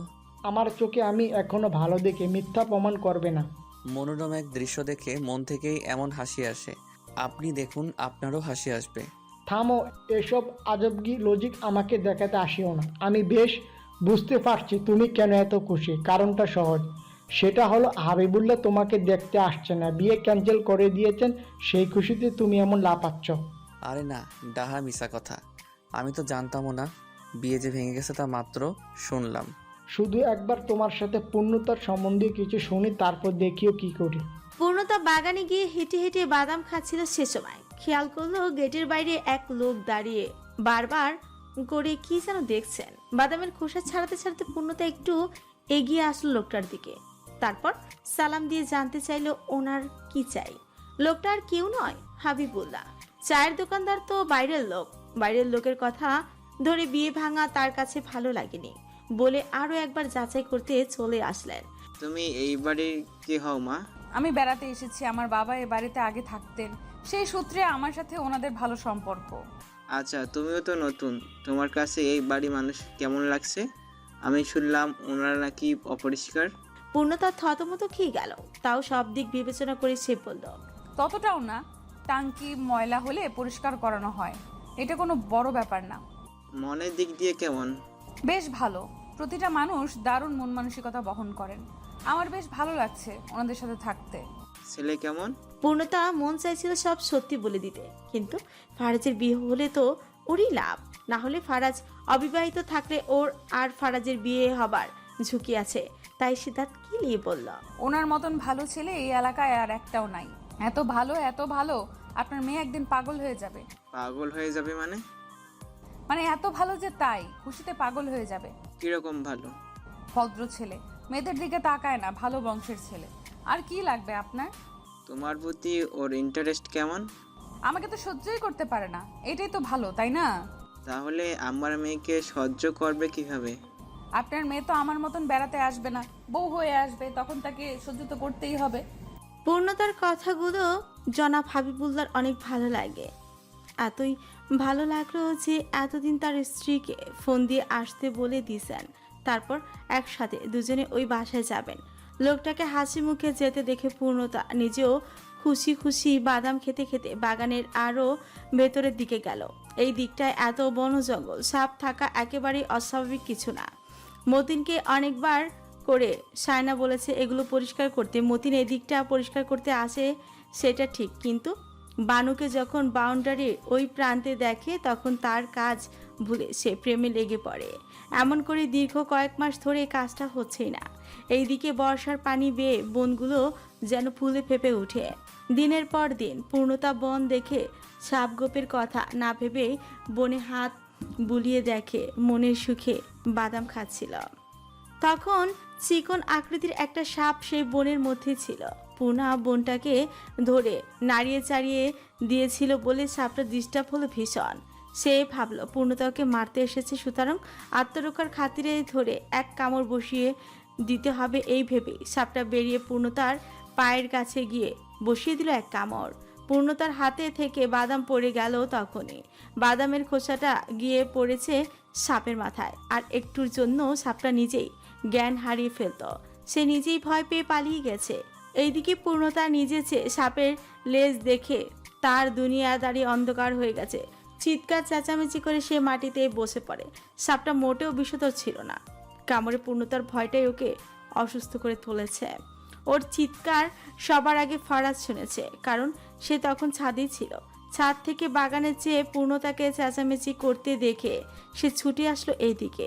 ওকে দেখে পূর্ণতা আঙুল তুলে বলল, খবরদার কাছে আসবেন না। কেন? আর আপনার কি হয়েছে? সারের মতন চেঁচাচ্ছেন কেন? সাপে কামড় দিয়েছে। সে কি? দেখি দেখি। ফারাজ আরো এগিয়ে আসলো। পূর্ণতা ওকে আবারও থামিয়ে বলল, দূরে থাকুন। দাদাজান বলছেন আমাদের একসাথে দেখলে বিয়ে পড়িয়ে দিবেন। তাই বলে কি মরতে দিব আপনাকে? ফারাজ নিচে বসে পূর্ণতার পা চেপে ধরল। কামড়ের দাগ বসেছে, রক্ত বের হচ্ছিল। পূর্ণতা কাঁপছে অনবরত। ভয়ের কারণে তার অবস্থা অবনতির দিকে যাচ্ছিল। ফারাজ এদিক ওদিক তাকিয়ে কয়েকবার মতিনকে ডাক দিচ্ছে, কিন্তু সে তো আবার কানে কম শোনে। দূরের আওয়াজ তার কানে জীবনেও আসে না।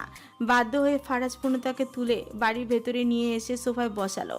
মিসেস সোনালি ওখানেই ছিলেন। এমনটা দেখে এসে জানতে চাইলেন কি হয়েছে। সাপের কামড় শুনে তিনি জোর গলায় সবাইকে ডাকাডাকি শুরু করে দিচ্ছেন। এদিকে ফারাজ গেছে ফার্মেসির দিকে। পূর্ণতা ভয়ে ভয়ে দাদাজানকে কোথাও আছেন কিনা সেটাই দেখছে। ফারাজ বাতাসের গতিতে ছুটে ফার্মেসি থেকে একজন সাধারণ ডাক্তার নিয়ে এসেছে। দোকানদার আজ অবাক হয়ে শুধু ফারাজের দৌড়াদৌড়ি দেখছিলেন। জীবনে এই ছেলেকে তিনি দ্রুত হাঁটতে পর্যন্ত দেখেননি, আর আজ তিনি কিনা দেখলেন ওই ছেলে বাতাসের গতিতে ছুটছে। কি এমন হলো? চায়ের দোকানে নিজের মেজো ছেলেকে বসিয়ে তিনি দেখতে নেমেছেন মূল কাহিনী। আফসোস, গেট অবধি এসে আর ভেতরে ঢুকতে পারলেন না। মতিন ওনাকে বরাবরই অপছন্দ করেন, আজ সেটার প্রমাণও দিয়ে দিল। দোকানদারের বুকের ভেতর হাঁসফাঁস করছে একটিবারে জানার জন্য যে ফারাজ কেন ছুটছিল। শেষে বাধ্য হয়ে মতিনের কাছে গিয়ে দাঁড়ালেন তিনি। হাসি মুখে গেটের উপর হাত রেখেই বললেন, মতুন মিয়া ভালো আছো? এতক্ষণ ছিলাম, আপনাকে দেখে ভালো থাকা বাপের বাড়ি চলে গেছে। দোকানদার নড়ে চড়ে দাঁড়ালেন। মতিন যাই বলুক, ওটাতে পাত্তা দেওয়া যাবে না। জরুরি হলে ভেতরের খবর জানা। ফারাজকে দেখলাম ছুটে একবার বাজারের দিকে গেল, আবার দেখলাম ছুটে বাড়ির দিকে যাচ্ছে। ঘটনা কি জানো? মতিন হাত তুলে বলল, এত বড় একখান সাপ বাগানে ঢুকছে, কাইটা দিছে আমাদের মেহমানকে, তাই ওষুধ আনতে গেছে ভাই। মেহমান কিরকম মেহমান?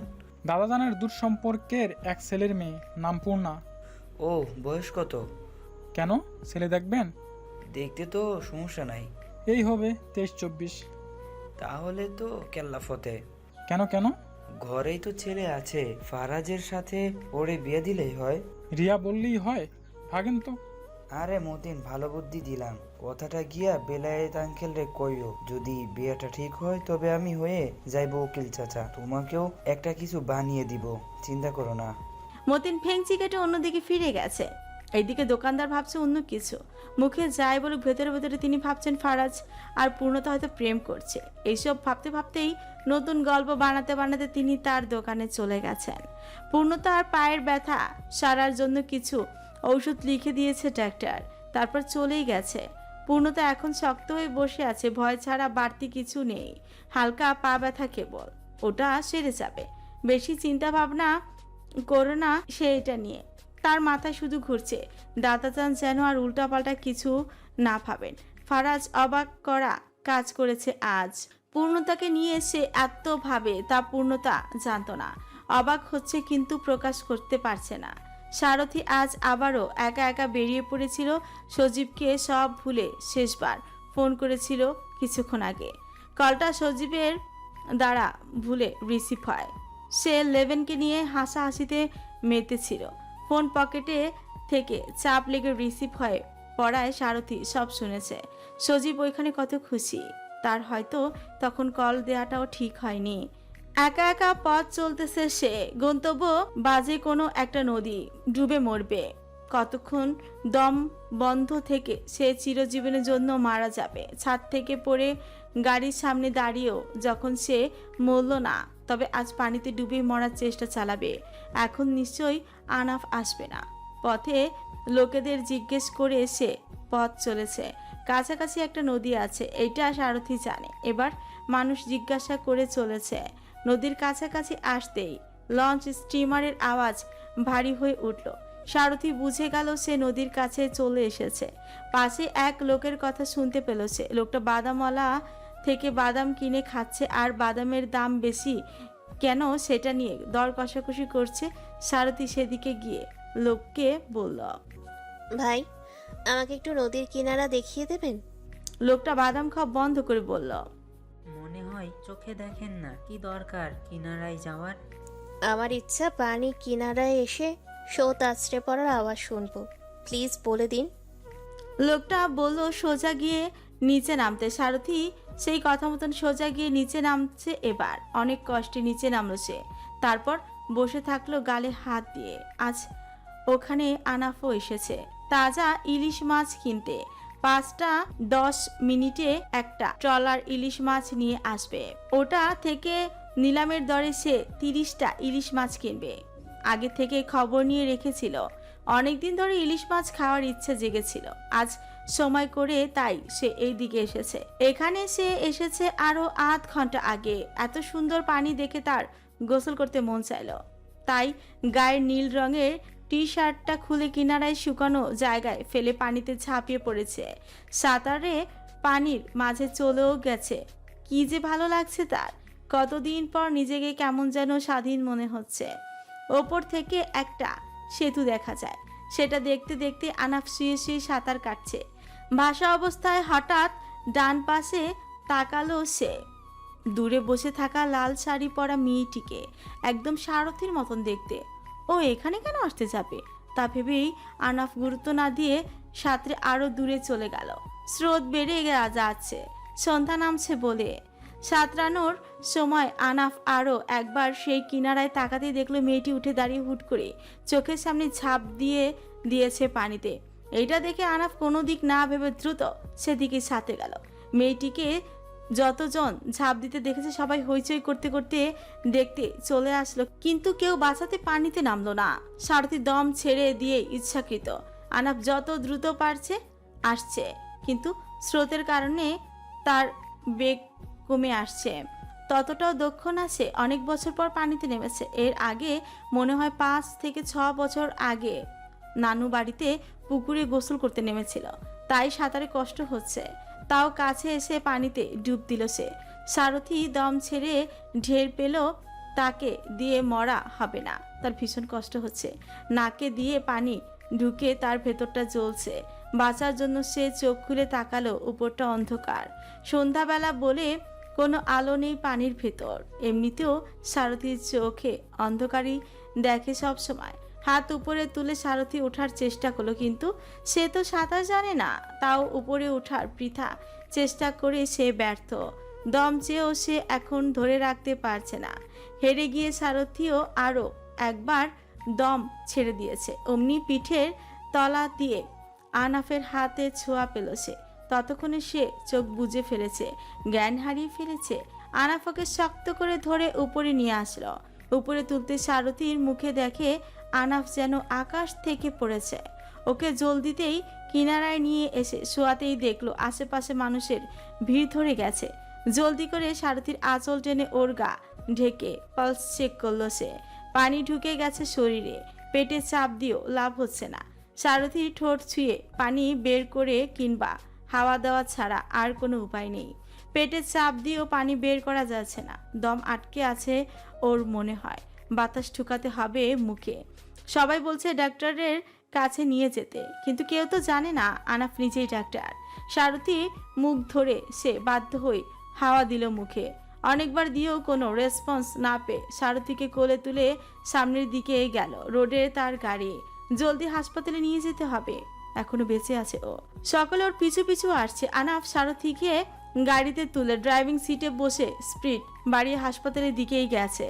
টি শার্টটা ওখানেই রয়ে গেছে। আনাফের গা খালি।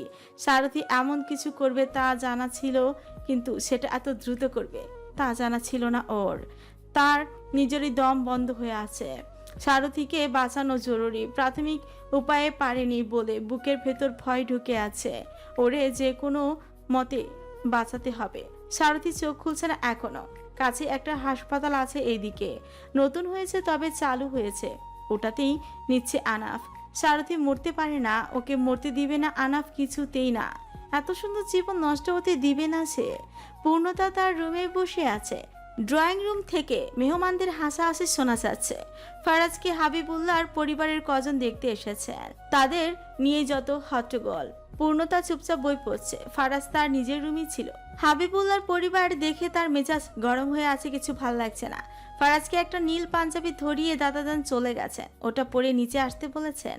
ফারাজের রঙিন কিছু ভালো লাগে না। দাদাজান ওকে ওর অপছন্দের সব কিছুতে বাধ্য করেন। পূর্ণতা এত হই হুল্লোড় শুনে বাধ্য হয়ে নিজে নিজে বের হয়েই দেখার জন্য ড্রয়িং রুমে যেতে যে সিঁড়ি আছে সেটাতে দাঁড়িয়ে দূর থেকে দেখার চেষ্টা করছে পূর্ণতা। সোফায় মধ্যবয়স্ক 3 জন বসে আছেন, একজনকে সে চিনে, জনাব হাবিবুল্লাহ তিনি। সবাই হাসছে, শুধু কি কথা নিয়ে হাসছে তা বুঝতে পূর্ণতা আরেকটু নিচে নামে। তখনই বুঝে তারা ফারাজ আর ওর হবু বউয়ের গুণ নিয়ে মজা করছে। দুজনের নাকি অনেক মিল, বিয়ের পর কোনো ঝগড়া হবে না এটা ওনাদের ধারণা। পূর্ণতা সব শুনে আবারও রুমে আসতে গিয়ে দেখতে পায় ফারাজকে। সে নীল পাঞ্জাবি পরে এইদিকেই আসছিল। পূর্ণতাকে দেখে রেগে গেল, সে ফ্রুকুচকে পড়ল। কি সমস্যা? আপনার তো রেস্ট করা উচিত। এদিকে কি করেন? আমি ন্যাকামি পারি না, সাপকে ভয় পাই, সাপের কামড়ে না। আমি বেশ ভালো আছি, আপনি যান ওদিকে, সবাই আপনার অপেক্ষায় আছে। ফারাজ আর কিছু না বলেই চলে গেল। পূর্ণতা আর রুমে গেল না, ওখানে দাঁড়িয়ে দেখছি কি হয়। ফারাজ সবাইকে সালাম দিয়ে এক কোনায় দাঁড়িয়ে গিয়েছে। জনাব হাবিবুল্লাহর সাথে এসেছেন ওনার স্ত্রী আর বোন। সবাই ফারাজের দিকে চেয়ে আছে এখন। ফারাজের লজ্জা লাগলো, প্রথমবার এভাবে কেউ ওকে দেখতে এসেছে। তার উপর কেমন করে যেন সবাই চেয়ে আছে। হাবিবুল্লাহ ফারাজকে বসতে বলেন। ফারাজ ঠিক আছে বলে দাঁড়িয়েছিল, কিন্তু দাদাজানের ধমকে বসতে বাধ্য হলো। দাদাজান ওর ঘাড়ে হাত রেখে হাসি মুখে বলেন, ওহ আমার আদরের নাতি, আমার কথা বলতে গেলে উঠে বসে। ছোটকাল থেকে আমার খুব সম্মান করে, ঠিক অর্কর মতন। অর্ক হলো পাহাদের ছেলে, পাহাদকে তো চেনই, সে এখানে।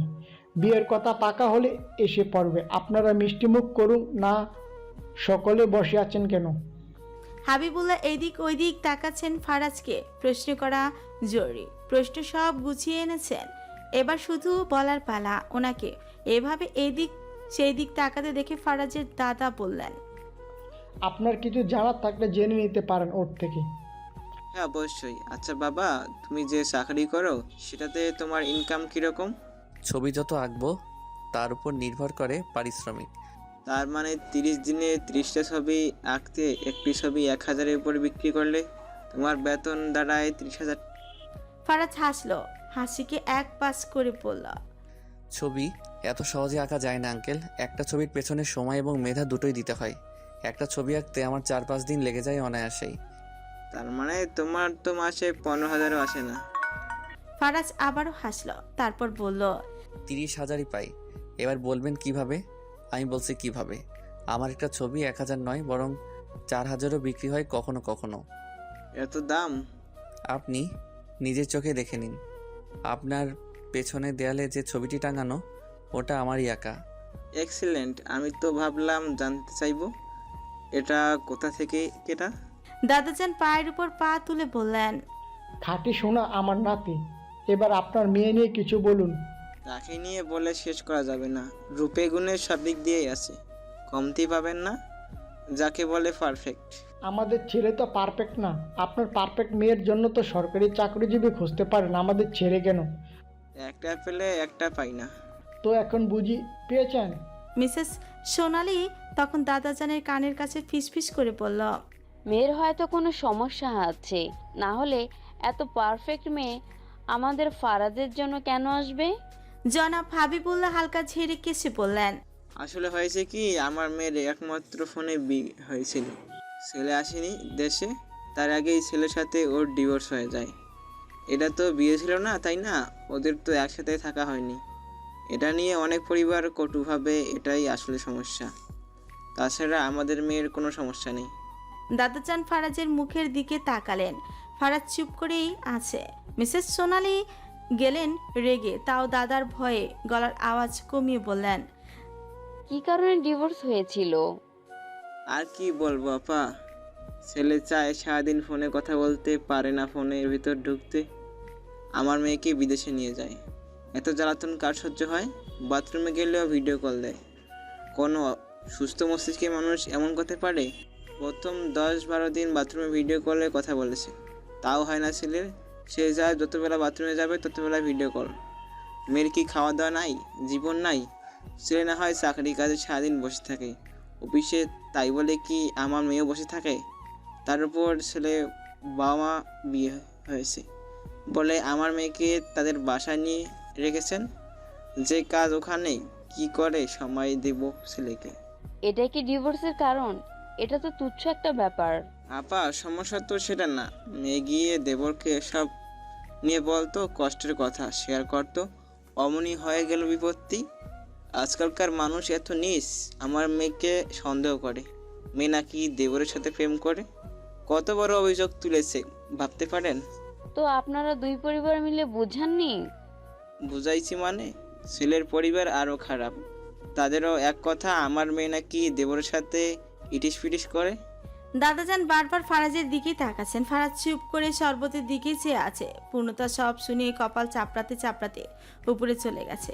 এমনটা হবে আশা করেননি। ফারাজের বিয়েটা হয়ে গেলেই বাঁচা যাবে। শুরুতেই এমন একটা প্রস্তাব আসলো। কে সত্যি কথা বলছে কে জানে। মেয়েটা যদি ভালো হয়ে থাকে তবে যেন এরই সাথে ফারাজের বিয়ে হয়। সজীব আর আজ তার সেই ট্রলি ব্যাগটা খুলে ভেতরে জামা কাপড় বের করছে, যেটা সে বাংলাদেশ থেকে আসার পথে এনেছিল। সারথি গুছিয়ে দিয়েছিল ব্যাগটা। দেশে যেগুলো সে পরে মালয়েশিয়াতে সেগুলো পরে না, তাই ব্যাগটা জামা কাপড় সহ তুলে রেখেছিল। এখন ব্যাগটা প্রয়োজন বলেই বের করিয়ে নিজে নিজে জিনিসপাতি সব বের করছে। হঠাৎ ওর শার্টটা টান দিতে ঝুনঝুন আওয়াজে কি যেন পড়ল। একটা ঘড়ি। সজীব অবাক হয়ে ঘড়িটা নিয়ে দেখছে। একটা সুইচ আছে তাতে। সেটাতে টিপ দিতেই সারথীর গলা শোনা গেল। এই ঘড়িটা সজীব আর সারথীর বিয়ের সময় সজীবের বাবা সারথীকে দিয়েছিলেন। এটাতে ভয়েস রেকর্ড করা গিফট দেয়া যায়। সারথী সেটাই করেছে এবং কোনোভাবে লুকিয়ে এটা সজীবকে পাঠিয়েছিল, সারথী বলেছে। সজীব ভাইয়া, জানেন আমার খুব শখ ছিল স্বামীকে ভাই বলে খ্যাপাবো, কিন্তু আপনাকে আমার খ্যাপাবো কি? আমি নিজেই ভয়ে থাকতাম আপনার সাথে কেমন করে কথা বলা উচিত তা নিয়ে। আপনাকে বুঝতে আমার অনেক সময় লাগতো, সেই সময় পাইনি। আপনি যেন খুব জলদি চলে যাচ্ছেন, আবার কবে আসবেন জানি না। আপনাকে নিয়ে আমার কোনো অভিযোগ নেই। একটা অন্ধ মেয়ে এত ভালো পরিবারে একমাত্র বধূ হতে পেরেছে, এর চেয়ে আর পাওয়ার কি আছে? তবে হয়তো স্বামীর ভালোবাসা চাওয়াটাও বড় কিছু না। আপনি সেটা দিবেন কিনা তাও জানি না, কিন্তু আপনার ছোট ছোট কিছু কেয়ার আমার কাছে অনেক মাইনে রেখেছে। আমি সেগুলো নিয়েই দিনের পর দিন থাকতে পারবো। আপনার মনে আছে আমি খাটের সাথে পায়ে চোট পাওয়ায় আপনি ঘুরতে যাওয়ার ক্যান্সেল করে বসে বসে পায়ে বরফ দিচ্ছিলেন? আমার না খুব মনে পড়বে সেই মুহূর্তগুলো। আপনার এই সামান্য কেয়ারে আমার এত যায় আসে। আর আপনি যেদিন আমায় ছুবেন সেই দিন হয়তো আমি মুহূর্তগুলোকে গুনে গুনে মনে বন্দি করে রেখে দিব। সেইগুলো সারা জীবন বুকে ধরে কাটিয়ে ফেলবো। জানি না কেন এত ভালোবাসি। আমি কোনো মূল্য চাই না, শুধু পাশে চাই। এরপর অনেক ব্যথা পাবো চেয়ার টেবিলের সাথে। নতুন বাড়ি তো, পরিচিত না কিছুর সাথে। আপনি জলদি ফিরবেন। এখানে আমার এখন আর কেউ নেই আপন বলতে। আপনার বাবা মাও দূরে চলে যাবেন। একা কতদিন থাকবো? প্লিজ জলদি আসবেন। সারথীকে বেডে এনে আনাফ নিজের পরিচয় দিতেই দুজন ডক্টর ওর সাথে পরিচয় হয়ে সারথীর জ্ঞান ফেরানোর চেষ্টা লেগে পড়েছে। আনাফ পারত, কিন্তু তার হাত পা কাঁপছিল, পারছিল না কিছু করতে। ডক্টর জহির আনাফকে রেস্ট নিতে বললেন। আনাফ ডক্টরের একটা পোশাক পরে পাশে থাকা চেয়ারে বসে আছে। মাথা কাজ করছে না। সারথী এত বড় সিদ্ধান্ত কেন নিয়েছে? সজীব কিছু করেনি তো, যার জন্য ডেসপারেট হয়ে সে এই কাজ করেছে? সেটাই হবে, না হলে সারথীর এই সিদ্ধান্ত নেয়ার আর কোনো দরকার দেখছে না সে। সারথীর জ্ঞান ফিরেছে অল্প সময়ের ভেতরে। জহির আনাফকে ডাক দিল তখন। আনাফ ছুটে এসে সারথীর হাত চেপে ধরল সঙ্গে সঙ্গে। সারথীর চোখ খুলছে, আনাফের স্পর্শ পেয়ে চিনতে পেরেছে, কিন্তু কিছু বলছে না। আনাফ জহিরকে ইশারা দিতেই সে আর বাকি ডাক্তার চলে গেল। আনাফ সারথীর কানের কাছে মুখ নিয়ে পড়ল। আপনি এমনটা করতে পারেন না সারথি, আপনার সেই অধিকার নেই। সারথী কাপা স্বরে বলল, কেন পারি না? আমি বলছি তাই পারেন না। একটা মানুষের জন্য আপনি কেন নিজের জীবন দিবেন? আমার জীবন আমার ইচ্ছে, আপনি কেন বারবার আমায় বাঁচান? আমাকে শান্তিতে মরতেও দেবেন না? আপনার মাথায় ঢোকে না কথাটা? এই জীবন আমার অসহ্য হয়ে গেছে। আমায় বিয়ে করবেন মিসেস সারথি? একজন পছন্দ করে বিয়ে করে মাঝ রাস্তায় হাত ছেড়ে দিয়েছে, ধোকা খেয়েছি, আর খেতে চাই না। যদি আমি হাত ধরে রাখি সারা জীবন? আমি সজীবকে ভালোবাসি, আমার পক্ষে অন্য কাউকে ভালোবাসা অসম্ভব। কথাটা বলে সারথী ওঠার চেষ্টা করলো কিন্তু পারল না। আনাফর হাতটা আরো শক্ত করে ধরে বলে, আমায় ভালোবাসতে হবে না। টায়ার্ড হয়ে হাসপাতাল থেকে প্রতিদিন বাড়িতে ফিরলে একজন সঙ্গীর প্রয়োজন বোধ হয়। পাশে বসে গল্প করার, কেয়ার করার মানুষের অভাব, সেগুলো করলেই হবে। ওই যে বললাম ভালোবাসতে পারবো না। কেয়ার তো ভালোবাসার থেকে আসে। যদি ভালোই না বাসি তবে ওগুলো আসবে কোথা থেকে? সজীবকে বিয়ের আগে চিনতেন না। বিয়ের পর তার সাথে কয়েক মাস থেকে তার প্রেমে পড়েছিলেন। আমার সাথেও না হয় সেটাই হোক। আমি যতদূর জানি একদিনেই প্রেমে পড়ে যাবেন আমার। সারথী জোর দিয়ে উঠে বসল, গায়ে হাত দিয়ে টের পেল তার সারা শরীর ভেজা, গলা খুসখুস করছে। গলায় হাত দিয়ে সে চুপ করে থাকলো। আনাফ একজন স্টাফকে ডাক দিয়ে রং চা আনতে পাঠিয়ে দিয়ে নিজের টুল টেনে বসে সারথীর দিকে তাকিয়ে থাকলো।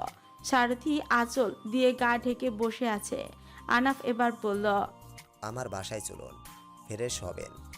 আলাদা একটা দুনিয়া সেটা। সজীবের কথা মনে পড়বে না একবারও। সেখানেই সজীবের বাসা। আমি ধোকা খেয়ে ধোকা দেওয়ার মানুষ নই। এভাবে বসে থাকলে জ্বর হবে আপনার। আর আমার কেবল একটাই বাসা না, আমার নিজস্ব বাসা আছে। যেটা আপনি দেখেছেন সেটা আমার বাবার বাসা। জ্বরে মরলে বাঁচি। এত মরার শখ, বিষ এনে দেব? দিন। আনাফ উঠে চলে গেছে। সারথী বিছানার চাদর খামচে নিজেকে দুষছে। এত কিছু করেও সে মরতে পারল না। বারবার আনাফকে যেন কেউ খবর দিয়ে দেয়। যেই জায়গাতেই থাকি কোথা থেকে চলে আসে। ওনার জন্য মরাটাও মুশকিল হয়ে গেছে আমার। উনি তো জানেন না আমার এভাবে বেঁচে থাকা কত কঠিন। যাকে ভালোবাসি সে অন্য কাউকে ভালোবাসে, তাকে নিয়েই সুখী আছে। এই কথা জেনে কার বেঁচে থাকতে মন চাইবে? হয়তো যারা খুব শক্ত মনের মানুষ তারা ভুলে থাকতে পারে, কিন্তু আমি মোটেও শক্ত না। আমি পারছি না সইতে।